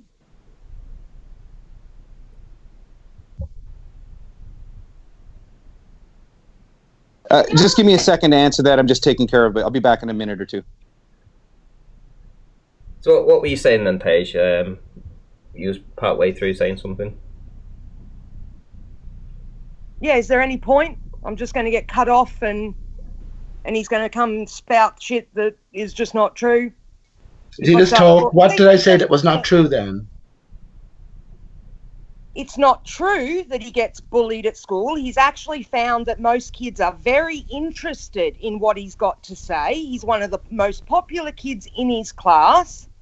And I have told him that I don't agree with sending him to school, but I have no choice at the moment. It is a legal requirement.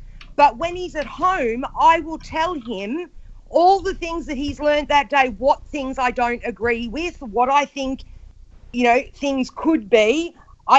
He understands that I don't have a choice at the moment in sending him to school. So I don't appreciate you just making assumptions about me and my life and my children and what I do and don't tell my children and what happens to my children. If you want to know, ask. But don't. I didn't do any of that. Say, oh, well, he must get bullied then. I didn't do any of that, and maybe you missed the You different. I didn't do any of that. I certainly didn't. And what I meant by that, which as I said, we know that as we go down this pathway, we become ostracized from friends and family. So there is a likelihood that if you go in to a school and you start talking outside of the normal, you will get ostracized. You will get bullied of a sort, right? We see how the ballers bully, right? You know, But and you'll that's what I'm find saying. that I was extending that at large. I was making But no I'm comment trying to tell whatsoever you- on your live page. I'm trying to explain to you that the kids these days, my youngest son's only just turned 13. He's just started year 7. And the kids that are his age don't act like the adults that we come across.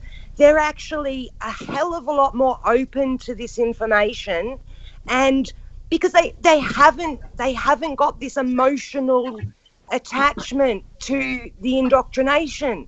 So they immediately, rather than laughing at him and ridiculing him, their interest and curiosity is piqued the minute he says anything about it. So they start asking him questions. And when he tells them things that make sense, they go, oh, wow. You know, it's totally different for him to what it was for me when I tried to join this community and got absolute hell in a handbasket for going against the grain. It's not the same for him. Sure. You know, there's an opportunity here. These kids, we don't give them enough credit. These kids are amazing now. Not the millennials. They're a little bit too far gone, I think. But, oh shit, my girlfriend just called, sorry. But the younger ones, the ones that are coming up into primary school and just starting high school, you know, we've got a real opportunity here with these kids before they get too indoctrinated, before they're, 20 and they've gone through high school and been brainwashed. That's all I'm saying. You know, don't think that what happens to us as adults happens to him, because it doesn't. It's completely different. I don't pretend. I agree with Paige on this aspect. Let me just say, I agree with Paige there. Okay. Let me just say to Paige, I don't pretend to know anything about anyone else's life. I was making a general point, and of course, any youngster that is faced with this overwhelming information, that's going to have personal implications for their own psyche and their own makeup. No one has the answers here, but in regards to what we can do in general, everything that you've been saying, I absolutely concur with, Paige, and I've been saying it for years myself. The children will lead us home. We let them down. My son, my beautiful son, he's 17 Yeah, we now. did. We let them down. He, my beautiful son, 17. He bought and sold me. He would have bought and sold me when he was born. Like, not to mind as he grew up. So I appreciate that deeply. What can we do now? Well, that's the question on the table. But the least we can do is in our personal lives. If you still have people around you, be true, right, and encourage everybody. Yeah, to be the true. least I can do is be honest with him. Right. You know, I don't ever want him to come back to me as an adult and say, why didn't you tell me that, Mum? Like, Yeah. Why did you lie to me?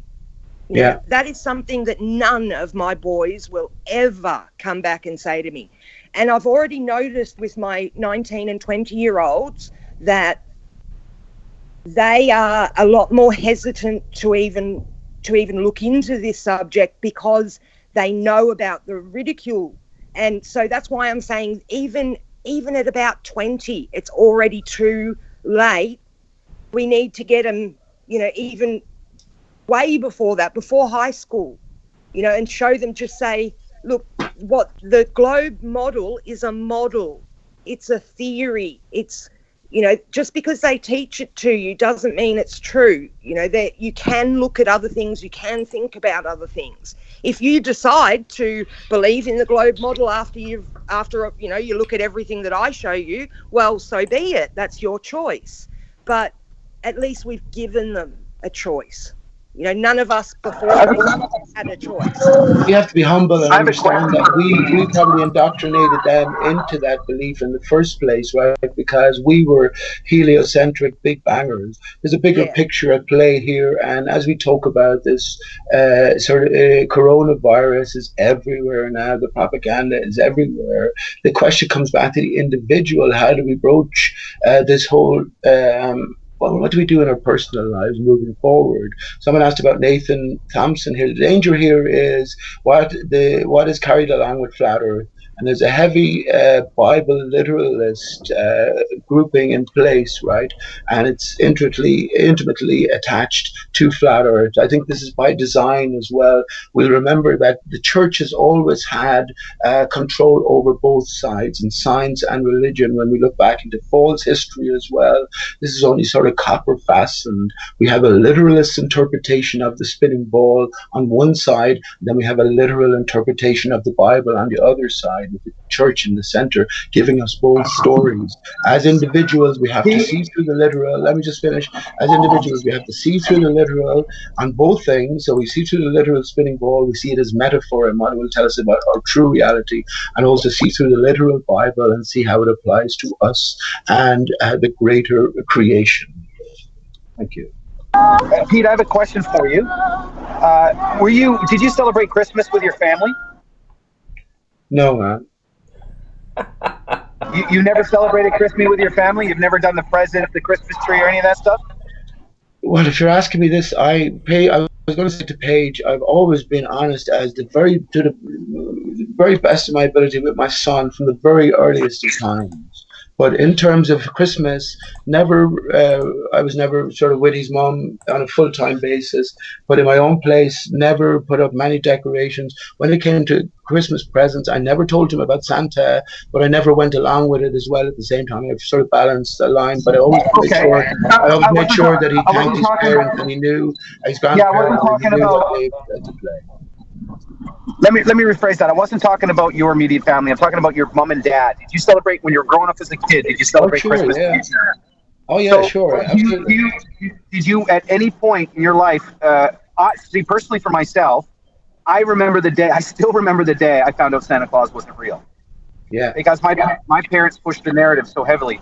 So the reason why I don't do this to my kids at all. They know Santa Claus is not real right from the get-go. I didn't do any of that nonsense, any of that stuff. You guys be, oh, that's terrible for the kids. No, it's not. My kids do not go out without it. We live in a very, very big world with lots of things to keep us occupied. Christmas you say from the get-go. What about when your child was 3, man? How are you supposed to balance that when your child is 2 or 3? You can't be from the very get-go, right? So what I'm leading back to is why I want to red pill the youth. One of the reasons, among many, is to get the kids to grow up with an awareness to question. And if you can get them to have an awareness to question, that's half the battle, I think. And the reason why I asked you about Santa Claus. Go ahead, Paige. I was just going to quickly say that my mum and stepdad never told me about Santa or anything. My presents under the tree were from mum and dad, not from Santa. I never, I don't have that same. And then when my kids were little, my youngest's father was a Jehovah's Witness, so we never celebrated Christmas and birthdays anyway. So it's something that in my family hasn't really been a big thing anyway. It's been good. But when you were in school, right, Paige? Hey, Paige, this is Aaron. Hey, Randy. Hi, Aaron. When you were in school, hey, Randy. When you're in school, though, I think I remember cutting out Christmas trees and getting this sort of we'll call this impression. Painting Santas and making popcorn things and. But what do you make of that now as an adult? What do you make of all of that symbolism now? Have you worked your way through? What I'd like to say, Pete, there's one reason why I joined is before we defame somebody like Nathan Thompson for only standing on a sidewalk. He did not enter a school. He did not stand up in front I don't even know what. I didn't defame anyone, man. Yeah, I'm not even. Okay. Nobody's defaming Nathan. The conversation started because I asked. What we could do in a different manner than Nathan did to red pill the kids. Cool. No, there is no really different manner than walking down the sidewalk. I can hold a sign that says "fuck the government." What's the difference? I'm not going to be arrested for that, right? I think I would love to see that. I would love to see that in Greenville, the big sign like. Go look, because lots of folks are doing it, and it's nothing new. Who do you think the final war is going to be between? I feel like I've got the right to teach my children whatever I want, but I don't have the right to do that to anybody else's child. But he didn't teach, though, hang right, on, let me finish. Hang on. But if my son then goes to school and happens to talk about what I teach him, and those kids want more information, he comes home and says, "Oh, Mum, I got asked this or I got asked that. What's the answer?" So I tell him, and he goes back. Yeah, but Paige, let me ask you a question, though. Right answer, Paige. A lot of people use the television to, parent their child. I see way more damaging material on the television. Oh, absolutely. So my here's the kids thing. Don't watch TV at all. We Well, don't I'm giving you an example. TV on ever. Well, I'm just saying that you said, well, I wouldn't want to teach another kid something that I want to teach my kid. I look at it and go, not that I don't want to. I just feel like I don't have the right to, without the parents. Well, how does the TV give the right then? Why does the TV have authorization? Just because we turn it on, it has authorization. I don't think it does. But well, that's what we're allowing the government to do. Turn that TV on. Do you know what I mean? Yeah, but if they're half indoctrinated themselves. That person's house and turn the TV on or off. Yeah, I understand, but the TV's got the right either. Well, that's what I mean. So what I want to do is I want to counteract this. For me, anyway. Everybody's going to see it their own way, but I would like to counteract the effect of that because I have two kids that I have to be very careful what they watch and what they do. Can I influence an arrest of the journalist that's on my TV telling me and my kids a bunch of shit I don't agree with, but it's on? Can I influence an arrest of that journalist? No. Right? Well, that's exactly what I'm talking about, right? Yeah. But the more people we have out in public holding up banners that say, flat earth, the more cars we have driving around with flat earth stickers on their back windows. Paige, what if I took some chalk and wrote on the public sidewalk? It's just chalk. It's not defamation of public property. It's no different than Nathan speaking something. I don't think Nathan did. If that's all he did, if he was just standing there, I don't know. I haven't seen. I don't know what you're talking about. But if he was just, we're not actually talking about Nathan. Fight that all the way to the end. He should fight that all the way to the Supreme Court. I mean, but we're not talking about the choice to walk away. He wasn't forcing them. Like what I'm saying is that I don't think I have the right to walk into Jesse's class and start. Or walk into the playground and start telling them. No. But if you're on a public street, then... But wait a minute. Would they do it for political parties? Paige, they do it for political parties. They go to schools. I don't agree with them doing that either. That's the whole thing. But they do it anyway. They go. Like, for instance, in Canada here, we have a Liberal government that's actually paying protesters to protest our own natural resources, shutting down our economy. We have these people going to schools. Double standard. Yeah, and we have people going to schools teaching kids that climate fear, especially in Alberta, which is an oil town. You have people going there politically telling kids that the earth is dying, the ecosystem's crashing, and I'm not allowed to talk about the earth being flat. The problem we face with that is that do we then want to act like they act and do the wrong thing just to get our point across? That's not the wrong thing, teaching the truth. Do the wrong thing. It's not the wrong thing. If children, hang on, please, can I answer that? He didn't do the wrong thing because if he takes this all the way, which he should do, to get the publicity, right, all the way to the Supreme Court, we know those children inside there have been lied to. And if hang on, please, hang on. If it turns out, right, that it goes all the way to the top and it's proven that they're lied to, then he did the honorable thing, right? My point about Nathan Thompson and the Bible literalism, and I'll get into this in a minute, about the final war that we're in here. There's groupings put in place, and again, flat earth is a loaded term, and it's been associated fundamentally with Christian Bible literalists, fundamentalists, and that's a purposeful thing. Hi, Pete. I'm an American. I think you're Irish, and so is it the government's duty to police what I think and what I might mumble walking down the street? Is absolutely that their not. Fucking job. They serve you, man. They have nothing to do with you in a real sense. Absolutely not. And this is why every day when I used to collect my son from school, I'd ask him, "Well, how did you get on the slave farm?" And this is why I say. Yeah, my son and I joke about the indoctrination camp that he has to attend every day. My son knew 9/11 was a media and a victim hoax, and I'll tell you this, give me 30 seconds, when he was 11, right? Because I knew that inside in that school, they'd be telling him an official story. On the televisions, they'd be telling him an official story. I love my son. I wouldn't lie to him. When I come by a truth like that, which I still stand to and have moved on from, it's all symbolic. Well, I'm going to pass it on to my loved one, because if I don't, they're sending in our neighbors, basically policemen. You know, you might have a policeman as a neighbor or policewoman. Yes. They're sending in our neighbors now to regulate what I think, and I might say in a public space that I paid for, right? Yeah, that's wrong. Right. Listen, there's an easy remedy here. There's an easy remedy here, please. Hear me out 1 second. There's an easy remedy here. Pete. Can you just hear me out, because it's in response to what you were saying about your neighbor, please. Pete, wait. There's an easy remedy. Just Pete, bear wait. with me a second, please. Pete, wait. Right? No, I was... Okay, so I'm going to cut them off for just a minute and give a shout out to Kango24 for the super chat. Says, nice one, Ranty, for showing the near space flight web that clearly shows the Earth is spherical. As I replied, I think you may find that the cameras are exaggerating that quote-unquote curve. Might be something you want to look into, but thank you for the super chat anyway. Allowing Who are you? You sound like, who's that guy in Taxi? Andy Kaufman.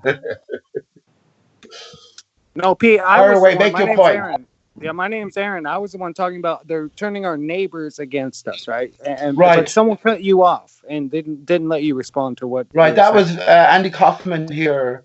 Listen, all I was going to say about that, listen, since 2014, a policeman now comes along and takes away your natural rights, right? You can sue him individually. Before, you had to go through a corporate insurance system where there was protection for all of them. So if you know who you are, you know your relationship to the legal name, none of these people will touch you, because if they take even an hour of your freedom, depending on how much you value it, you can now sue them personally and privately. Yes, absolutely. You can, but you can't act under the legal name. That's the problem, Pete. Oh, you can. Oh, you can, absolutely, because now you know that the fraud is exposed, you see. Just going to do another shout out to Kango24 again, who has hit the super chat, who says, that's made my day. Whilst the flat earth believers go on and on, background of a video of a guy going up and seeing earth curve is playing. Thanks, Ranty. Thanks for the super chat. You won't hear any of the Bible literalists talking about the legal name fraud or trannies, for that matter. Dude, you gotta step Pete, in, man. The This guy's first just thing talking they nonsense, do, it's a dude. rigged system, Pete, because the first thing they do when I go to try to sue an officer, even in his private capacity as man, Bob Smith, right? The first thing I have to present is a fucking legal ID, which puts me right in the same boat as them. And I don't have the standing as what you are correctly saying. No, that's our power. You know, that's only out of your own ignorance, then, man. Yeah, that's not actually it doesn't true. work. You never see it happen, though. Yeah, I've tried it. I can tell you a channel that will give you information on how to do that. I've tried it, Paige. I've tried it. It does not work. Prevention is better than cure. If you're getting hassled from your neighbors, right? You let them know you know this, because they know about this. The system cannot see us real people. We are the highest authority on the land. I've declared myself the King of Ireland on the basis that every man and woman born is the highest authority on the land, right? Absolutely. We are greater spiritual beings here. But I have done that officially. I've been to the army, and you know what the army said? Like the politicians, I don't give a shit about my oath. I said, bud, that's between you and your maker then. Right, because everything counts, right? But it is known who and exactly what we are. That's why we're tricked from birth, right? With the birth certificate. A fiction cannot see you, Pete. That's what I'm saying. That's all. A fiction called the system cannot see us. The only way it can see us is when we go there and subscribe and create ourselves on paper. Oh boy, then we're fucked. I know that. Yes, you have to agree to contract with them. But at least you could go down that pathway now. And that will scare the shit out of whoever has done this to you. And in the end, you will win anyway, right? But ultimately, hang on, please. Let me just finish. Hang on, please, because I know there's a deeper layer. Ultimately, let it all go. It's only when we lose everything can we find everything. What are these possessions anyway? What do we think we own? You know, so there's a different game in play. And we have to remember this as well. Well, for the the system, Pete, is full of what I call my neighbors, right? Like the officer, the banker, all these the stripper, hooker, legal the drug titles, dealer. exactly. Everything Don't be has been scared. defined. Everything has been defined by a bunch of suits far away that I'll never meet. Don't be scared. And if I try to interact with those people, it's just a fiction on paper, right? And don't be scared. Just grow you some can't do balls it. and You cannot stand do it. up for your ground. Yeah. There You can are definitely ways stand up by around their not system. engaging in the system. You can Yeah, stand the up by best- not engaging, but The it's best dangerous. It's remedy dangerous. is to not engage with them. When they send you a summons to go to court, they're asking you to come. No, you've already subscribed, Paige. They're No. asking the legal name on paper. They found you on a piece of paper somewhere. Asking. Right. You And don't. if you don't show if up, you don't agree that you're that person, it's all about the language you use. let me And ask if you you this, know, Paige. Is your Okay. word your bond? Is your word your bond? My word is my bond. Have you heard that? yeah, I don't understand what you Have mean. you ever walked into a government office and signed a piece of paper giving your word, your nature, who of course. Yeah. Okay. So when they come after you, we cannot stand there and say that's not me, because we voluntarily did that. Well, Yes, hang on, please. but All you the have fraud, to the legal name fraud has been continuously exposed. agree to be that person. As soon as you stop agreeing to be that person, then that's it. You just do not open the mail. Don't open anything that comes with all capital letters. I agree. I'm trying it. I'm doing it with you. But at the same time, when they come with guns, you basically have no choice. When they come with guns, you say to them, as a human being, you tell them the parts of your constitution that they're breaking.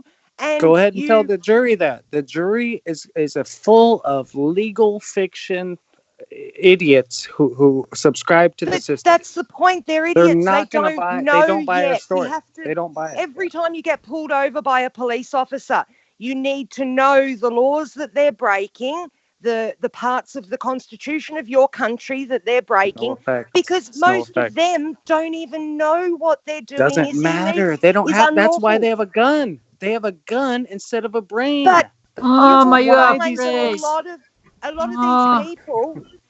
They have a gun. Fuck me. I'm on the same page as you, Paige. It's just a hard. I was trying to ultimately make the point, right? The legal name fraud has been exposed, and all contracts are null and void. You could invoke the laws of necessity, right? Where do we think we are on a flat Earth? The contracts are fraud, so they're null and void now. And this greater picture here. Have we told about this? I mentioned the final battle. What do you think the final battle is going to be between? Who do you think the opposing sides will be? Has anyone any thoughts on this? The most pertinent thing now, I think everything is scripted, right? Hang on, before we go off on another tangent, I'm just saying that, the new police officers that are coming in, the young people, I've seen so many videos of people being pulled over. They explain to the police officer why what the police officer is doing is unlawful. The police officer has no frigging idea. They think they've got the right because they've got a badge and a gun. But we still need to explain to them because nobody else is telling them. But they are not. Don't be afraid. But they all know about this. Paige, don't be fooling yourself. The police officer is the executive branch. They execute what has already been told. They're auditors. When we sit there and talk, we're appealing to a judgment branch. They are not the judgment branch, and so they will just do whatever the fuck they want, right? Yeah, they do whatever the fuck they want because they have the badge. No, they can't. But you'll find that there will be some that are just normal human beings that decide they don't want to be police officers not anymore. With the paycheck and the pension. With the paycheck and the pension, if I was a police officer and I found out somebody told me that everything I swore to, everything that I believed as a police officer was fake, then I'd find a different job. And I'm Well, sure we there all know are about wish it in, hang you- on, they all I know wish about it you in my would local say police something. station here, where I went in on a daily basis telling each and every one of them the facts, the bare facts about the legal name fraud and how, you know, all the people of Ireland and the people of the world have been conned on such a level. What do we do? Can I just Give say, up? for me, right, this is a smaller issue. Because we're gathered around here, we should be trying to tackle the greater sort of motivations here, the moving forces behind whoever is steering us in all of these different directions. Remember, we can get caught up in the nitty gritty. Each one of those things, it will lead you down a different pathway. But because everything seems to be imminent in at least one particular sense, right? Maybe this is exactly what we should be trying to find out. Who is they? Who is the enemy? Pete, can I ask you about who is the enemy? Is your child or children, did you register them into a public school? Did you walk in and do that? Unknowingly. Yes, unknowingly. Okay. And I had to do that. The first time I got a Exactly. birth No certificate problem. is Hey, when it hey, was hey, no required. The first time I got a blame. birth certificate was when it was required No when he was to blaming. attend school. It's okay. It's okay. It's okay. No blaming, because Listen, it is bud, don't use the patronizing tone with me. I don't know you at all. So I'm just relating a fact. The first time I even thought about it, but I could talk about the whole story when they wanted me to sign for my child and give a name when I didn't have a name when he was born. And wasn't I forced into understand, it. Pete. What I'm Right. saying, Well, though, don't, enough with the patronizing that talk then, right? I'm not trying to patronize you at all. We're just having a conversation about legal names and the system. Right. So I did it unknowingly, and I found out about it later on. Sure. So when it comes to the enemy, Yeah. that ignorance, I've done it. My parents did it. We the people were ignorant. We are the enemy because we created that system. All of us ran to the fucking government office to sign up names and sign up kids, not knowing the 50,000 pages of legislation behind it saying that, oh, you can't do this, you can't do that. No. We are the victims here, bud. Oh, now we get... We're the victims here, bud. Make no bones about it. The fraud is against the people. Make no bones about it. But what about new people here? You know, people just have a baby and they keep doing it. Oye, Right? Don't worry about That's that. why we need Hang on, there's other things to worry talk about. We're this. caught up in the system. So No matter how people bad it don't is for most of us register their here, children no matter how anymore. bad, excuse me, no matter how bad it is for most of us here, we're living okay, right? There's no immediate threat to our health or our Oh, lives. sure. Life is good. You can manage. I'm not saying life is good. I'm not saying life is good. But when you talk about people joining the system, remember the system is fraudulent from the outset. If you're going to blame the victims I for get being it. Pete, your neighbor doesn't get it. That's what I'm saying. I get it. I don't know Me about my and you are neighbor. not having this Life is the argument. best. But my neighbor. What are you talking about your neighbor doesn't for? Get it, right? How do you feel about it? Say again, Pete. How do you? Don't be talking about your neighbor. You only know your own life and your own existence, right? I'm asking you, how do you feel about it? Who is the enemy here? I can give you my thoughts on it. I would say that you are, and I am. Okay. Right, I would agree with that in a greater system. sense, though. You know, we're coming to find ourselves and our true relationship to ourselves and the system that we find ourselves.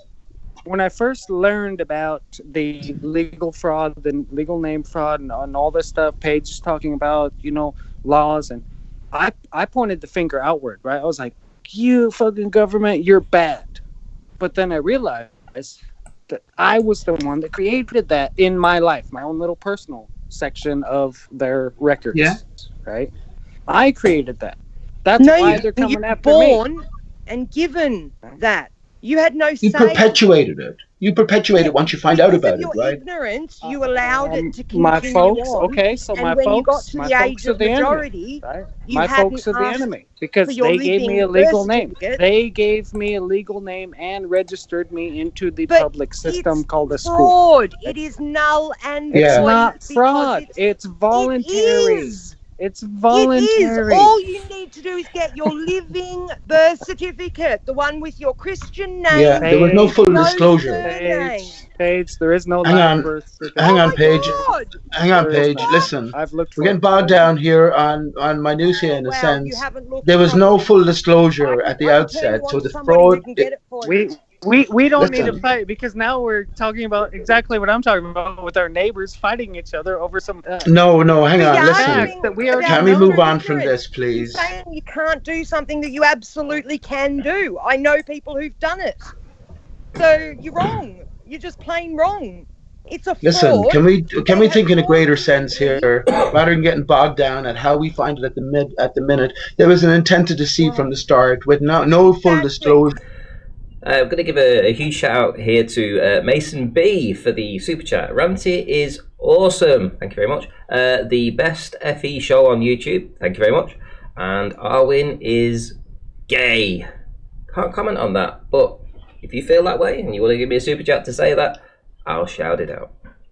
Name, but knowing that the fraud is exposed, and I think behind the scenes the whole system is collapsed anyway. What are you going to do as a living man to separate yourself as much as you can from this dirty dealing, this dealing in slavery, right? Pete, when you say law of contracts and contract is void, are you telling me that as a man, physicals, what do you say, a blood flowing man, flesh and blood, a real thing, sentient being, you're gonna try to pull a contract fraud on a fiction, like something that doesn't exist. It only exists on a piece of paper. The system only exists on a piece of paper. You think you're gonna walk up to a brick wall and start yelling at it and saying, "Prove my point"? Now I'm going to prove. No, I'm saying to leave it behind, bud. Don't you understand? I'm saying to leave that behind. There's other considerations here.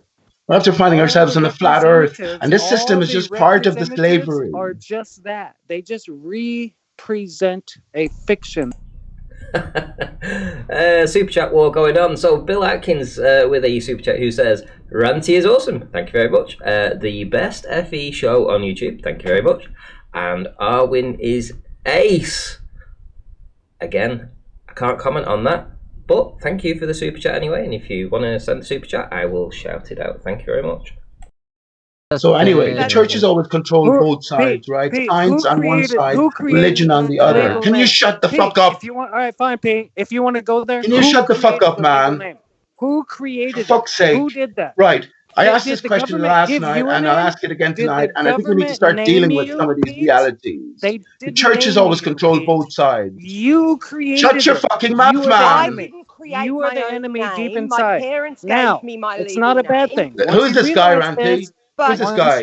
The church has always controlled both sides, science and religion. You can right? turn it around. Stop. So what the church have done, what's after been happening in the eye of the public now? The church have been exposed as vicious pedophiles and harbingers of. We the people can live next to a system. You can't blame yourself for being born into a system. That's someone mute me. Am I muted? Paige, no, you're not muted, Pete. But listen, who created the legal name? You tell me. It's fucking ridiculous, Ranty. Who created the guy's name was No. Who created Paige? Who that name, Paige? Who created that in the system? Who did that? I did. Okay. And that's my birth name my parents gave me. But that's the connection right there. That you are always being drawn into the system. It's because of that name. That's it. Yes. Okay. You created it though. The system did not give it to you. Right? But the system, the people who created the system lie and tell you that you must. It was voluntary. Who's this smarmy little bollocks here? Who's this smarmy little fella? A little sneaky fella, I think he is. Nobody came to your house with a gun when you were born to your parents and said, "You better give a legal name and fill out this paperwork." They didn't need to. The whole because it's voluntary. Everyone's indoctrinated and brainwashed to think they should. Exactly. You're exactly right. You said it right there. Everyone's indoctrinated. Everyone's doing it. We all do it. Lied to. No. I think he's trolling. No, I couldn't imagine listening to this and getting any satisfaction from it. Be honest. I can't believe you think it's your own fault for a system creating a world around you that has made you, your parents, your grandparents, your great-grandparents, that feeds and supports you and gives you power, gives you water. We have to interact with this system a little bit. Who's this guy? Can you someone mute this guy? You don't have to interact with this guy? At all. Hey Pete, that is are you on? Take yourself Who is this guy? The system completely. He's talking almost as you, Pete. Pete, are you on city water or well water? Who's this guy? Well, I was talking about something different, and this guy insists on perpetuating this already. well, you The point need is a moved legal beyond. We name get the to point. access We get the city point, water. right? Is all I'm Now, saying. who owns the It's very legal name? simple. Well, the church owns the legal name. Who is orchestrating all of these different systems against mankind, against their fellow man? You This are. is we're coming into. Hang on, please. No, we are not creating this system for ourselves. We are born Yes, into you this system. are. Am I support on it. mute here, How come Ranty? you support it then? If you're I not creating don't. it, then I'm why getting do you pay myself for it? out of it. But you still pay Just for it. because you want to keep So do I. shopping. So do I. No. Am I on So mute do I. here or something? It's okay. But I'm not going to we blame just myself for being born into a system they created. That's just lunacy. It's not a bad system. Once we know what we know, we can. Is there someone reluctant to talk about the church and their influence in all of this? No. Well, We what's can- wrong with you then? Let's get to the we root can- of the matter here. We can I was just also talking about we can how also we talk understand about everything how here, the right? state influence all this and how, Right. what is the game in the state. State is the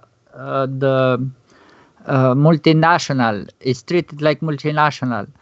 So At the head of every state is the church, right? A The state, church is corporation. ubiquitous. Look up the Corporation. concordance of worms. a One state- minute, state please. is a 1 minute. corporation. What's this What do you turned think about into a this? fucking Pete, what do you think about group? this? What the fuck is going on here? Pete, what do you think about this? A state is actually. I don't want to talk to you, man. Like You're a way like time a waster. state There's of something happiness or stinky a about this state guy. of depression. It's Listen, actually a condition. Are we stuck right? in a I agree with you. condition There's that a we deeper created? picture here. There's a Oh, Pete's getting triggered. I don't think he likes being out-rumpused.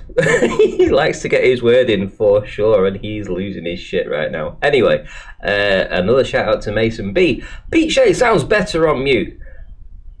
And Arwin is an ace hole. Awesome. Awesome stuff. Thank you, Mason B. at large, they've been turned against the church in a massive way with many exposures worldwide about horrific pedophile stories, you know, etc., etc. Now, Don't worry about all that big propaganda. excuse me, please. Your neighbor, So they've also been neighbor handed is hand in saying hand Don't the latest interrupt him, let technologies. him Each finish. one has their iPhone, access to information, access to people across the world on an instant basis. Science is great. Science is fantastic. Now, here we are in the flat earth arena, right? A tiny arena, which is causing a big shake and stir. But who happens to be at the very center of it from the very outset? The Bible literalist, the church at its very heart. The church has already controlled everything. Let me finish. Let me finish, please, because it gets back to who they are. The church was always in control from the start, and it controlled both science and religion, and that will be the final battle. Everything is flipped, though. You see, let me finish, Paige. Everything is flipped, though, because all of science now has become about a belief, right? Paige, I'm talking. You voluntarily it wasn't me went to talking, church. Peter. Sorry, the other whatever guy. that fucking Egypt's guy. I'm talking. I'm nearly finished. I'm trying to get out the finish of the sentence. Shut your fucking mouth. Go. Sorry, Paige. I beg your pardon. That's Right. all My ultimate point was, right, now, because everything is twisted, science as we know it has become about belief, and religion as we know it as flat earthers, sure there is a creator. This has become about knowing. So that's the final battle. And who will be the ultimate enemy? Well, always the enemy within. If you want to know, Enemy within. How, Exactly. if you want to know how Thank you, Pete. powerful, Very last words of Pete Shea Is right that there. Brenda? The enemy You sound like a is tranny, within. bud. Are you a tranny? Enemy within. Are I'm you a saying, woman? Can I just Go on start camera you? there. Point at yourself first. Say, look, I created all this bullshit, but now I know it and I can control it. Face one. Who the fuck is All I'm face saying. one? My name's Aaron Someone, Melissa. if I was having a Pete. drink in a pub, Ranty, and some stranger came in and was just fucking over everything, he'd soon get a kick up the arse, whether he was a tranny or not. if you want to know how powerful the church actually is, look into the concordance of worms.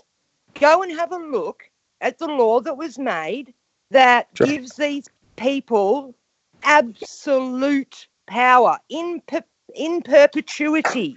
So never ending.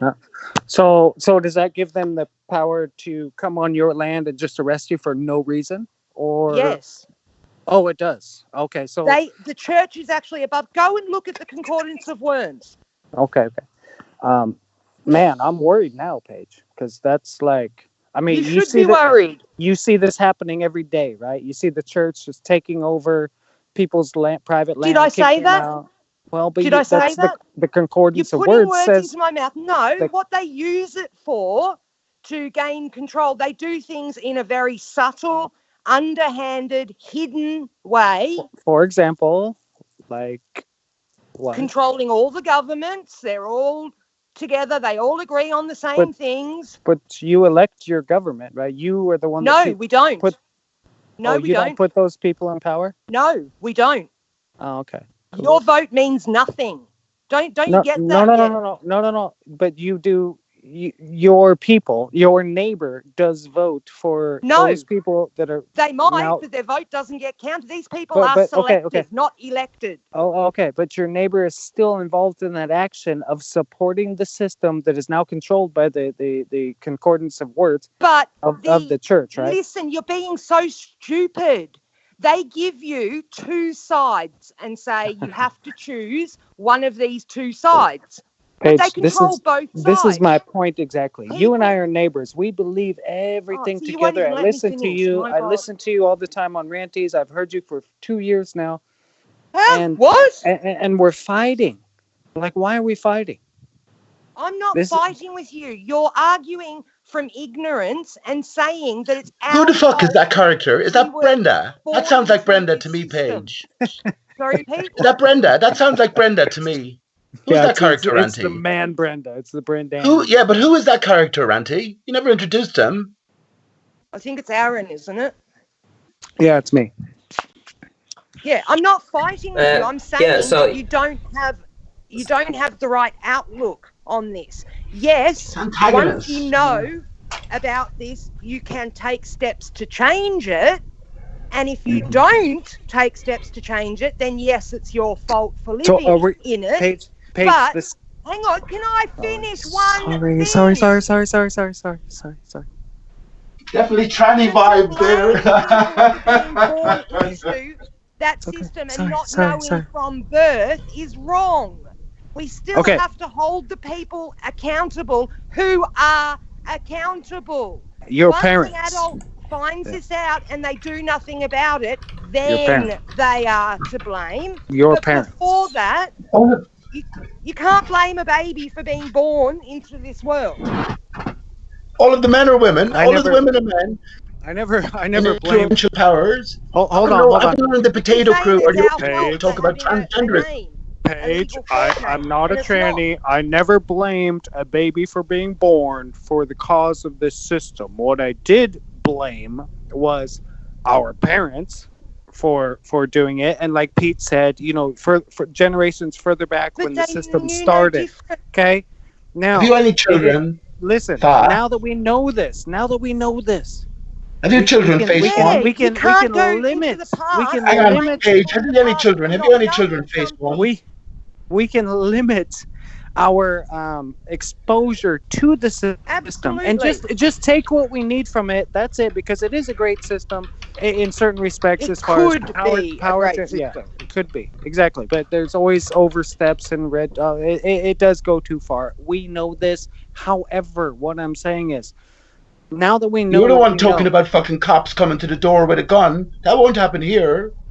Well, okay, Nathan Thompson came to him on a public My Nathan street. Thompson, the Bible literalist, you kidding and me? I have heavy suspicions he's a transgender as well. You might have suspicions, but you're not the judge. You're not the jury. I'm not the judge, but the body tells. The body tells. Sorry, did you say? Why is transgenderism such? What if the transgenders are the ones who are doing all this to us? The open secret. Pete. So just one thing. You said that you think that. Who did you say that might be a transgender? Nathan Thompson. Nathan He's Thompson. got a mad Nathan on Thompson. his belt. He is no. I think Shields versus Shields did a video or something, but it wouldn't surprise me. He's got a mad Adonis belt. So women don't have an Adonis belt. So Shields why are is wrong. We judging? Why are we judging?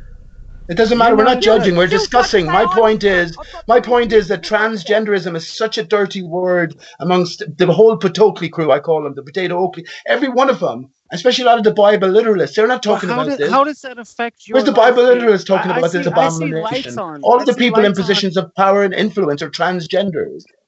I see lights on in your house, Pete. There might be a transgender running the power company that supplies that. You sound funny to me, man. What I is mean, the if you want to problem? check if I'm a transgender, I don't mind because I mean, I have all the I what do you didn't call say it? I'm you're a a male, my transgender. finger, everything, my I don't walk. believe you're I a could show you. transgender. I could Even prove if it you were, instantly. it wouldn't bother me unless you're trying to Well, push it it would on bother me. me if you were a man, right, pretending to be a woman, and or vice versa. It would bother me if you didn't tell me because as a natural thing, I would behave differently, more tender to women, female of the species, than males in Sure, general. But I'll try to be the same around everybody. But there's a different sensibility. morally, I don't think it's right, but it is happening now. As long as those folks don't push their idea on me and say, "Oh, this is the best way," then I don't That's care. been Do pushed. your work. If you have children, they're masturbating over men they think are women, or vice versa.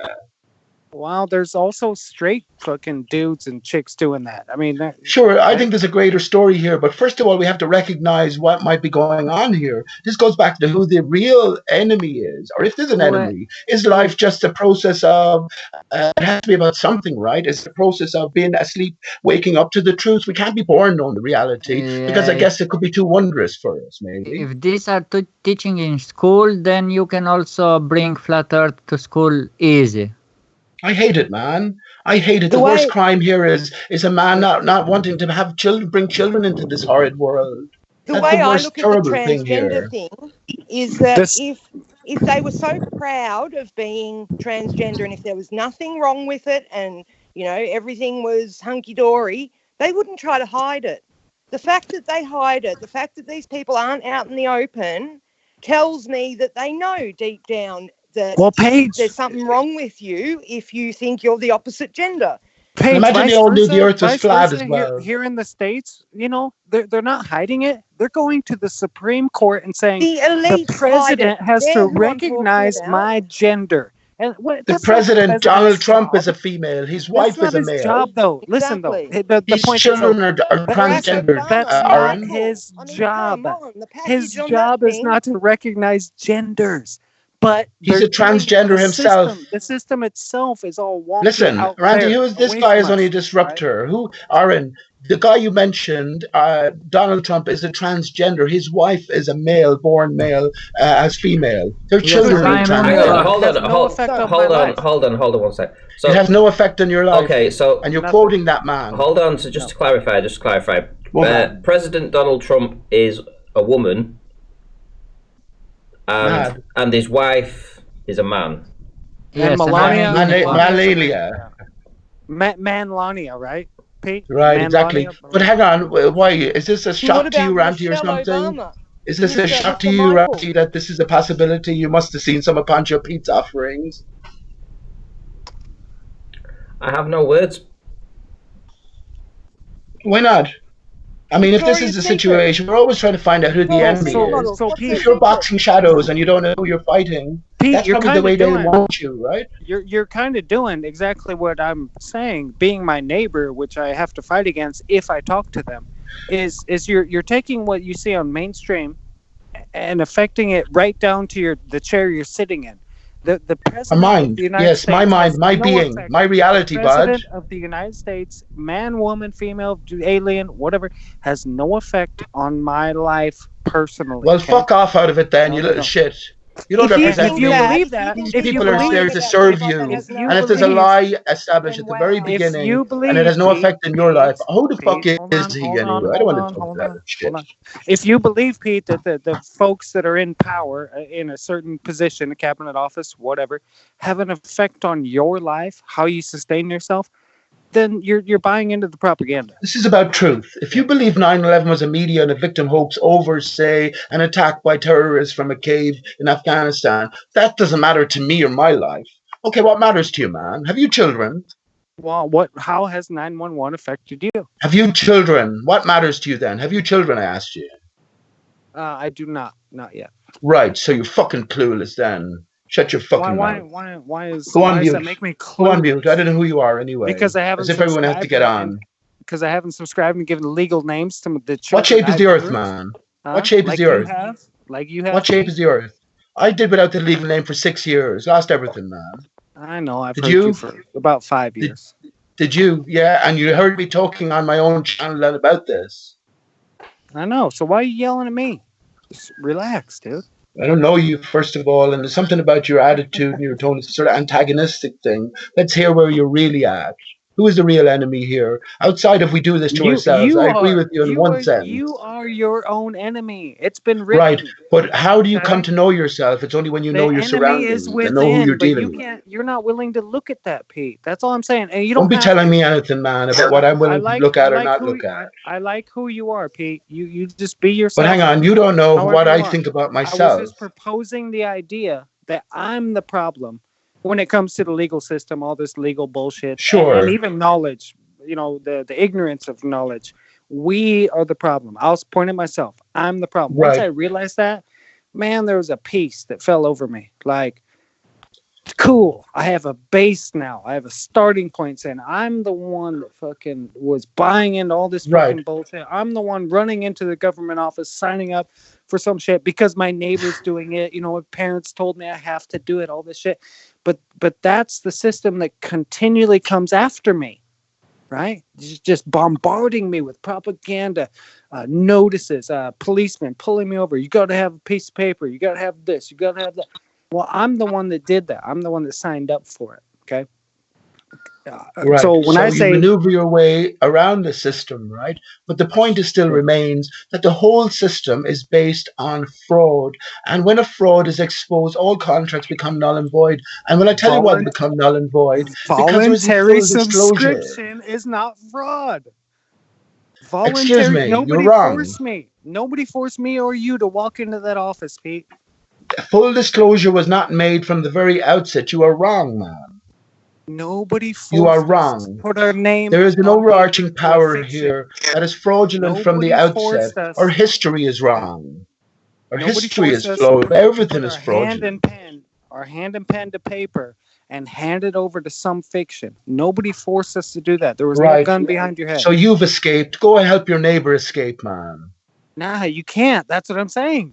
Well, you're on your own then. Now, getting back to you being on your own, what's the shape of this earth? What is we Earth? are on our own. We are Right. on No, our own. you're on your own. I don't know That's you, why and I don't we have particularly these like channels. you.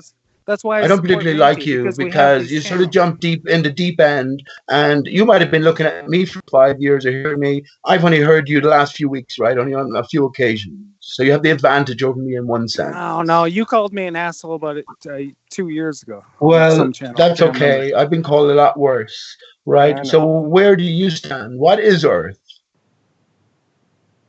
Earth is exactly what I need it to be. You know, because I have done no observations, like Travis and Ranty and. So in your spare time, what do you think about? Do you think about any of these greater questions? You know, the Earth is flat in the sense in relation to the spinning ball, right?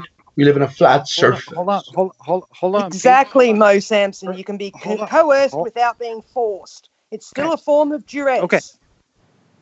Listen, and an ambiguous gender, Professor Bell, is completely different. If you've got both a penis and a vagina and you have to get surgery, that's one thing.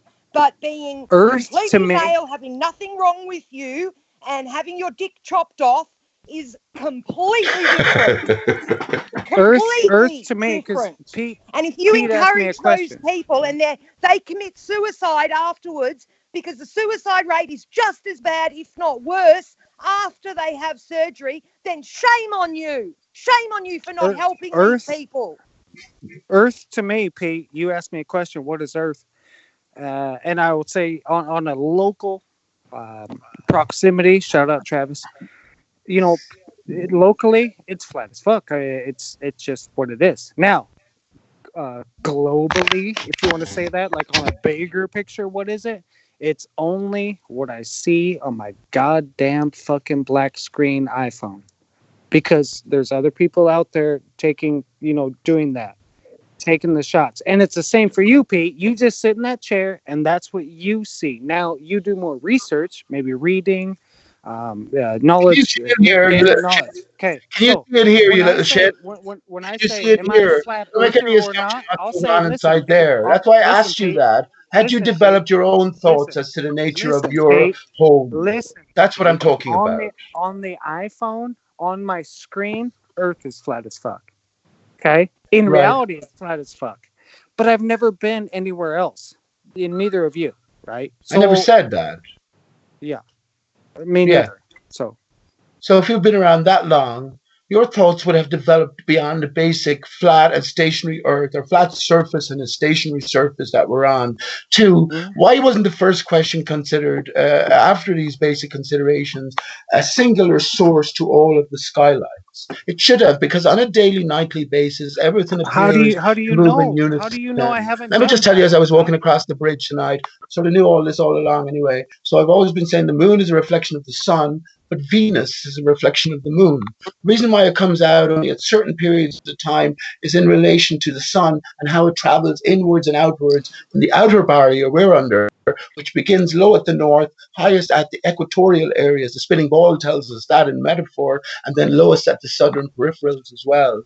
But no, that's what I'm asking you. Where is the development in our thoughts as individuals? Why are we happy just to be stuck on the same point that somebody over a couple of hours or a weekend could catch up?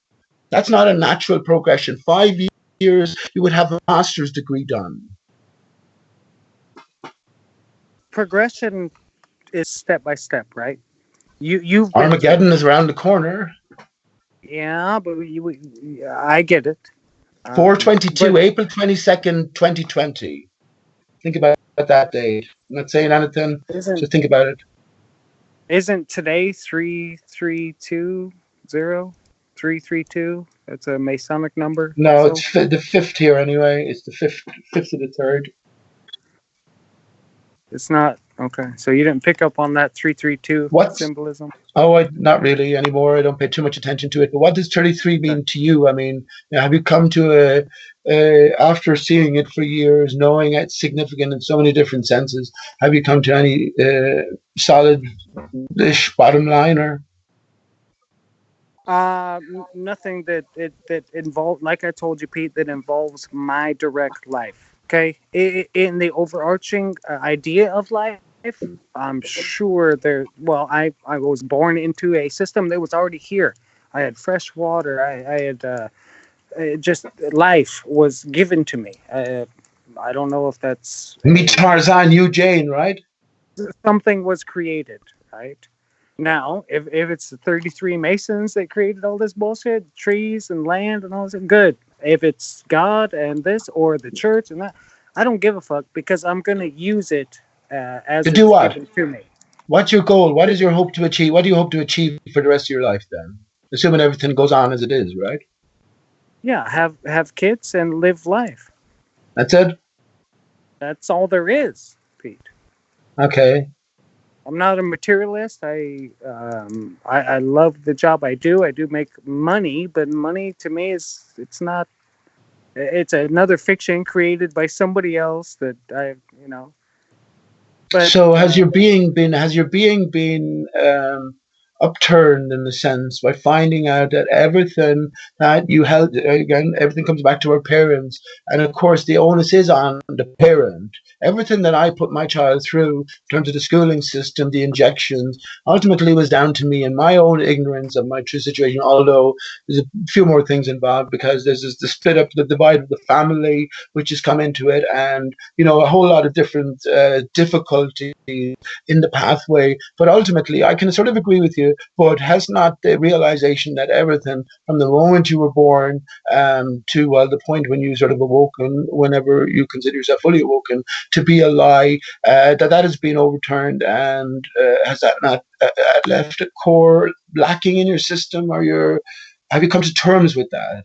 That's my question, I guess. well, I will say honestly, Pete, to a guy like you, you might be able to understand this. That I do believe that what my mind creates right now, you, this show, my life, everything, it is really just a movie in my mind. But there's physical properties to it, and I'm in so your dream. Are you in so, my so dream? exactly, kind of like that, kind of, right? And so when you talk about if I think things are a lie, I just sidestep that and say no. I can create anything I want in this world with work. My movement. Human action. I can get whatever I want. Now I'm stable right now. I see. what Hang on. do I see right that. now. I see what you're doing there. This is your way of taking credit for me revealing to the world the ultimate answer in Aristarchus. I see what you're Sure. doing. Very sneaky, Aaron. Pretty good, huh? You like it? It What do is. you think of Aristarchus, the tree of life? And not just the physicality of it, because we can see it everywhere. The moon crater is named Aristarchus, the most mysterious moon crater. When we get to flat Earth, where are we going to look for clues? Well, we don't have to look very far. Well, The what clouds is are our biggest clues. If I was to tell you, you know, the pillars of creation, that iconic image taken from Hubble, if I was to tell you that you could find that in your clouds as a cloud pattern, right? Would you believe me? And just how the law of inversion works. They've taken something at an impossible distance and moved it to the closest possible, or the other way around, the closest possible extent, which is the clouds a few hundred feet above us, right? So, yeah. when I open my eyes, everything is presented to me. I didn't create all this anything around me, land and other people driving on the road. I did not create them, but when I open my eyes, it's presented to me. I interpret it as, that guy's not thinking about me when he passes me on the highway, but in my mind, I'm thinking about him like, who is this motherfucker? I don't know this dude. And I'm wondering, does he exist? And do Would I you think that exist to in his yourself, or would you reality? think, who is that guy? I mean, I wouldn't think that. Who's that bollocks? I'd say, who's that guy? I wonder what his life is about. Yeah. But do I exist in his reality, or is he just a figment of mine in my world where I'm moving? Yeah. I'm going around.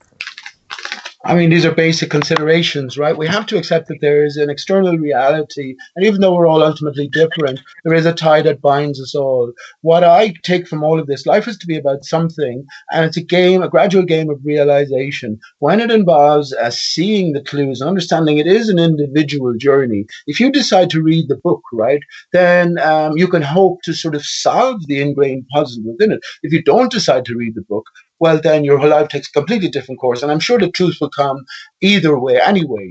It's the truth is in our hearts, waiting to come out more than anything else.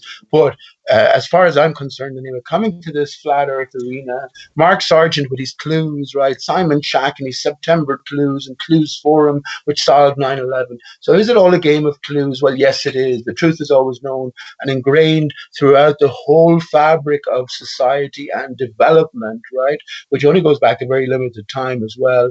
Well, All the greater planned. story is interwoven. So that's why I say Hey, Aristarchus is so significant, not just in terms of the Hey, moon. Let me listen, just finish, please. Not just in terms of the moon crater. Also, we're told the very argument we're having now, which is a flat Earth versus a spinning ball Earth, the heliocentric model. Aristarchus is also placed at the head here as the originator of it. So another clue for us, but not the answer. The answer goes further than and incorporated into the tree of life, or the divided tree of life, turns out to be as sort of a solution anyway. But we understand that's only half the story as it comes back to ourselves, the considerer, the being here. And are we in a full state? Are we in a divided state, like externally? And I say yes, we are. Male from female, can I self from self. butt in for a second, please? Go ahead, Paige. Absolutely. I just wanted to answer Professor Phil in the chat. I'm not saying transgender people are less than anybody else. I'm not saying to be nasty to them or anything like that. What I am saying is, if you have nothing wrong with you, if you have you're not both genders, you're not whatever they call that, I can't, hermaphrodite or whatever it is. If you don't have a medical issue and you go to the doctor and say, I think I'm a woman, but I've got a penis, can you chop it off, please? That doctor should be saying, no, you need to come to terms with being a man.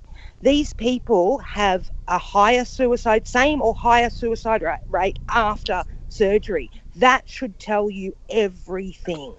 They are not being helped by allowing them to just do whatever they want. They need help. I'm not saying to treat them nasty. I'm not saying they're lesser people for doing it. I'm saying it is disgusting that people like you encourage normal men and normal women to have surgery just because they have a thought in their head. Yeah, Professor Bellend. Yeah, bellend, all right. And what a total fuckwit. I mean, if you encourage somebody to get surgery and they got the surgery and were still just as, upset afterwards and ended up killing themselves, how would you feel then? Well, I think the bigger point is being missed here, and that is the greater culture amongst people of power and influence, and the whole transgender issue. Earthwide, all of the royals earthwide are transgender. The male is the female, and the female is the male. Go ahead, Aaron. Yeah, go ahead. Yeah, I was just going to ask, and I'm going to be point blank on it. What business of it is mine? What someone else thinks, because it gets into the gray area or a very touchy area where then they can think of, say what you think is wrong. So it's a touchy area. If someone else thinks that a man thinks he's goddamn woman, good, okay. But as long as they don't push it on me, or it doesn't change my tax, my. But it is being pushed on you, you fucking idiot. I'm telling you, people of influence and power, royalties, the people who write the laws, the people who control the corporations, the people who control your life and your future children's life, are all transgender. Okay. Hang on a minute, Professor Bell just said in the chat. Hold on, one at a time. Can you, Aaron, please, can you say what you were saying there? Because you were talked over for a bit then. Sure, the idea of transgender stuff, as long as it doesn't affect me, I don't mind. People do. So stay quiet then. Okay? Pete, yeah, please. they're still a productive member of society. They're doing. And he doesn't mind, Ranty. It's a controversial topic. Okay. Now, Pete, I think, and Paige, is when it comes into public schools at a young age, like climate change and pushing the globe. Oh, like drag 5 years old, all this stuff. Yeah. When it comes into that, it's a system that we pay for to educate our children on a very standard basis. But there's all these other ideas now being pushed that I don't agree with. However, if someone has a kid and they think it's a man, he wants to be a woman, and they pay for the change, I don't care. Right? Yeah, I'm not talking about that. I think we're moving beyond that. The people of power and influence, right, where this is a culture, so it's a secret between them all. They all, same people are born knowing the earth is flat, and the greater sort of power structure in play earth-wide. You don't care about that. Is that right, Aaron? Say again, Pete, in less words. Can we just hear what Paige had to say? Yeah. I was just going to say. What do you think, Ranty? Let's hear what you have to say. Hold on, Pete. Go ahead, Paige. Bill said these people commit suicide because of people like me, but then he goes on to say they're not normal. Hang on a minute. So you're the one that thinks these people are not normal and they should have surgery. Like, I'm sorry, but you go around telling these people they're not normal, and of course they're going to feel not normal. Like, really, you've got such a twisted view on this. Bellend is getting under your nerves. He's saying this shit just to get under your nerves, and by you responding to it, you're caring and you're expressive, but you're reacting to a guy that we don't even care about, right? So.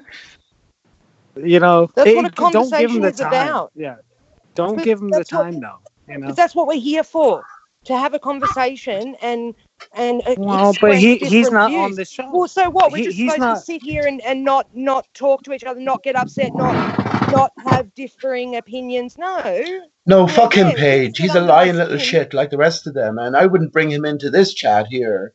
He'll just antagonize you all evening. Like Brenda, if you had him in here, it'd be the exact same thing in chat there. I think there's a greater issue being... Why is it being diverted around here? That the people in power and control, there's a transgender culture. This goes back to the beginning of time. This is what I'm pointing out.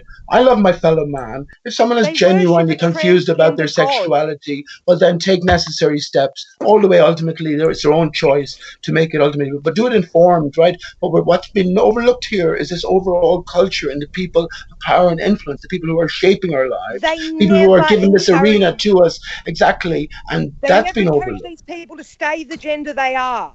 They got rid of that years ago. Now, if you go to the doctor and you say, I think I might be a woman, they will push you to get surgery. They do not ever give you therapy now to try and deal with the gender you are. And I think that is Paige, so wrong. Let me propose this. Let me propose this to the panel real quick, Ranty. Okay, yeah. Hold that thought. Just letting you guys know that I've got about 5 minutes left. So go ahead, Aaron. Yeah, you all heard of the depopulation agenda, right? Where we're going to depopulate the earth and all this shit from whoever. So what a better way than to tell two reproductive human beings that they're one and the same and they can never have a baby, right? A man and a man can't have a baby, a woman and a woman. So what if it's all part of that? And it is. And you know what? I don't mind if they die off, these transgenders. They're not going to have children. There's nothing going to be offspring from them. Fine, go for it, dude.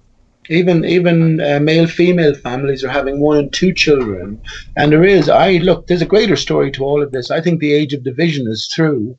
If you get caught up in the minutiae here, you've had 5 years to consider all of this and beyond, right? So, I mean, if the purpose of your life and existence right now is just, just to go along, to get along, I guess that's fair enough. I think there's a greater game in play, and I think it'll be coming down on all of us very shortly. It all had to be about something, right? Yeah, I'm not going along to get along. I'm definitely playing the system that I live in. I was born into, to be as free as possible as a slave. Because I agree. Okay. We're born into. Well, as long as your heart is good, you're okay, right? As long as your heart is good, and you wouldn't do to them what they did to you, which is defraud you. Ultimately, we are the highest authority, and we've been robbed of everything. I don't want anything anyway, but look, the truth is important. There's a different game in play here. We'll leave the physical behind at some point. My neighbor's being robbed left and right, but you can't talk to them about it. They don't accept it when I say you're being robbed, right? That's okay. But there is, if you actually read the legislation and the law, there are limits. Like, okay, I don't have to claim all this shit for tax purposes, blah blah blah, to support the system.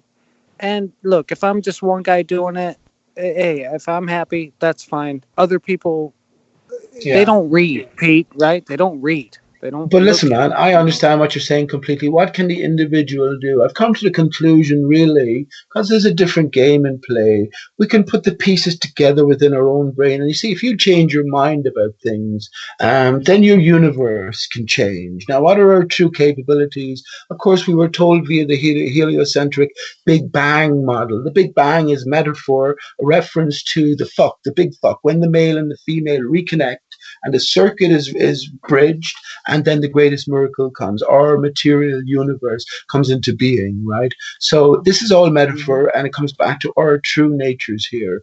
I hold that we're on our own in this one, but we can follow the clues, and with everything in the right context, flat Earth being a necessary context for everything, we can come to terms with our existence.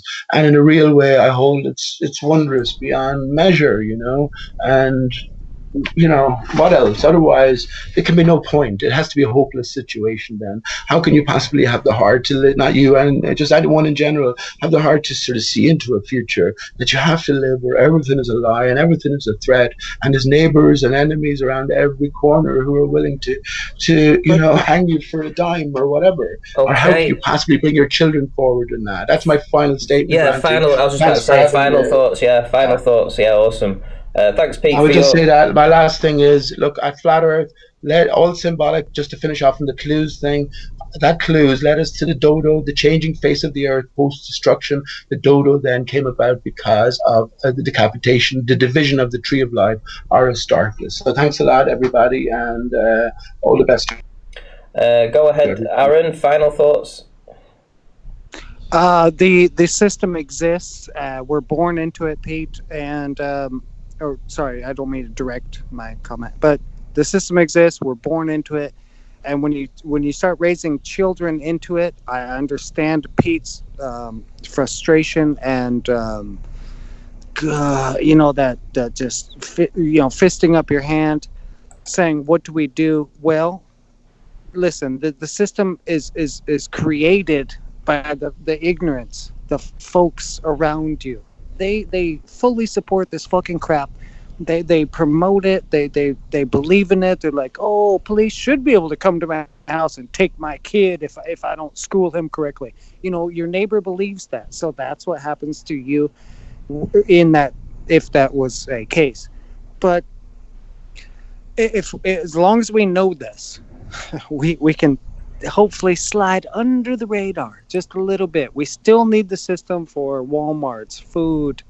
Like Ranty's been stocking up. If you don't have a garden, if you're not able to have a garden, you have to have the system to at least stock up on shit and then sustain yourself. The system is, if you're not 100% involved in it, like promoting it, like, oh, I love the police, go arrest my neighbor because I heard him screaming or some shit.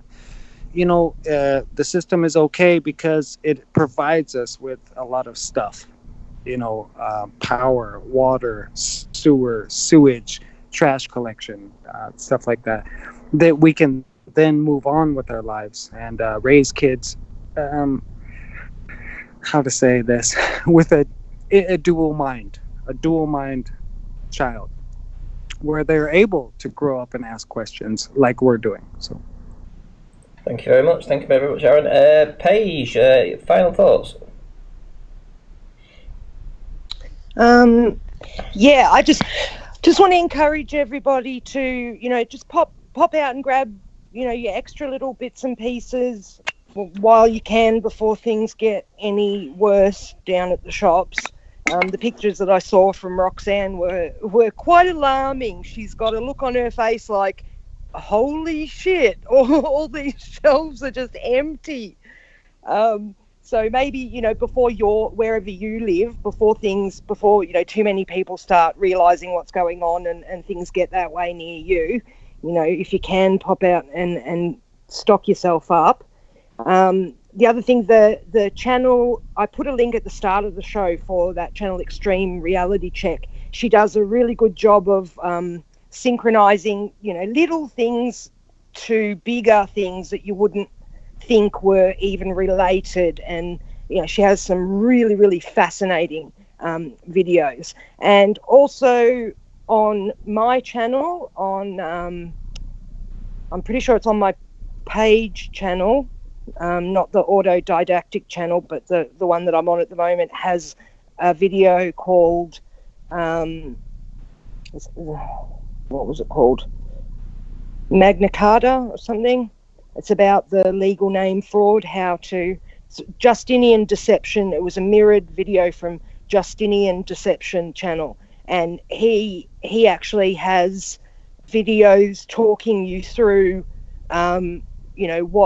what to do if you get pulled over by the police, what the police are allowed to actually ask you for, what laws you can tell the police. That he's even got printed out papers that you can hand to the police that tell them what rights they have and what rights they don't have when they pull you over.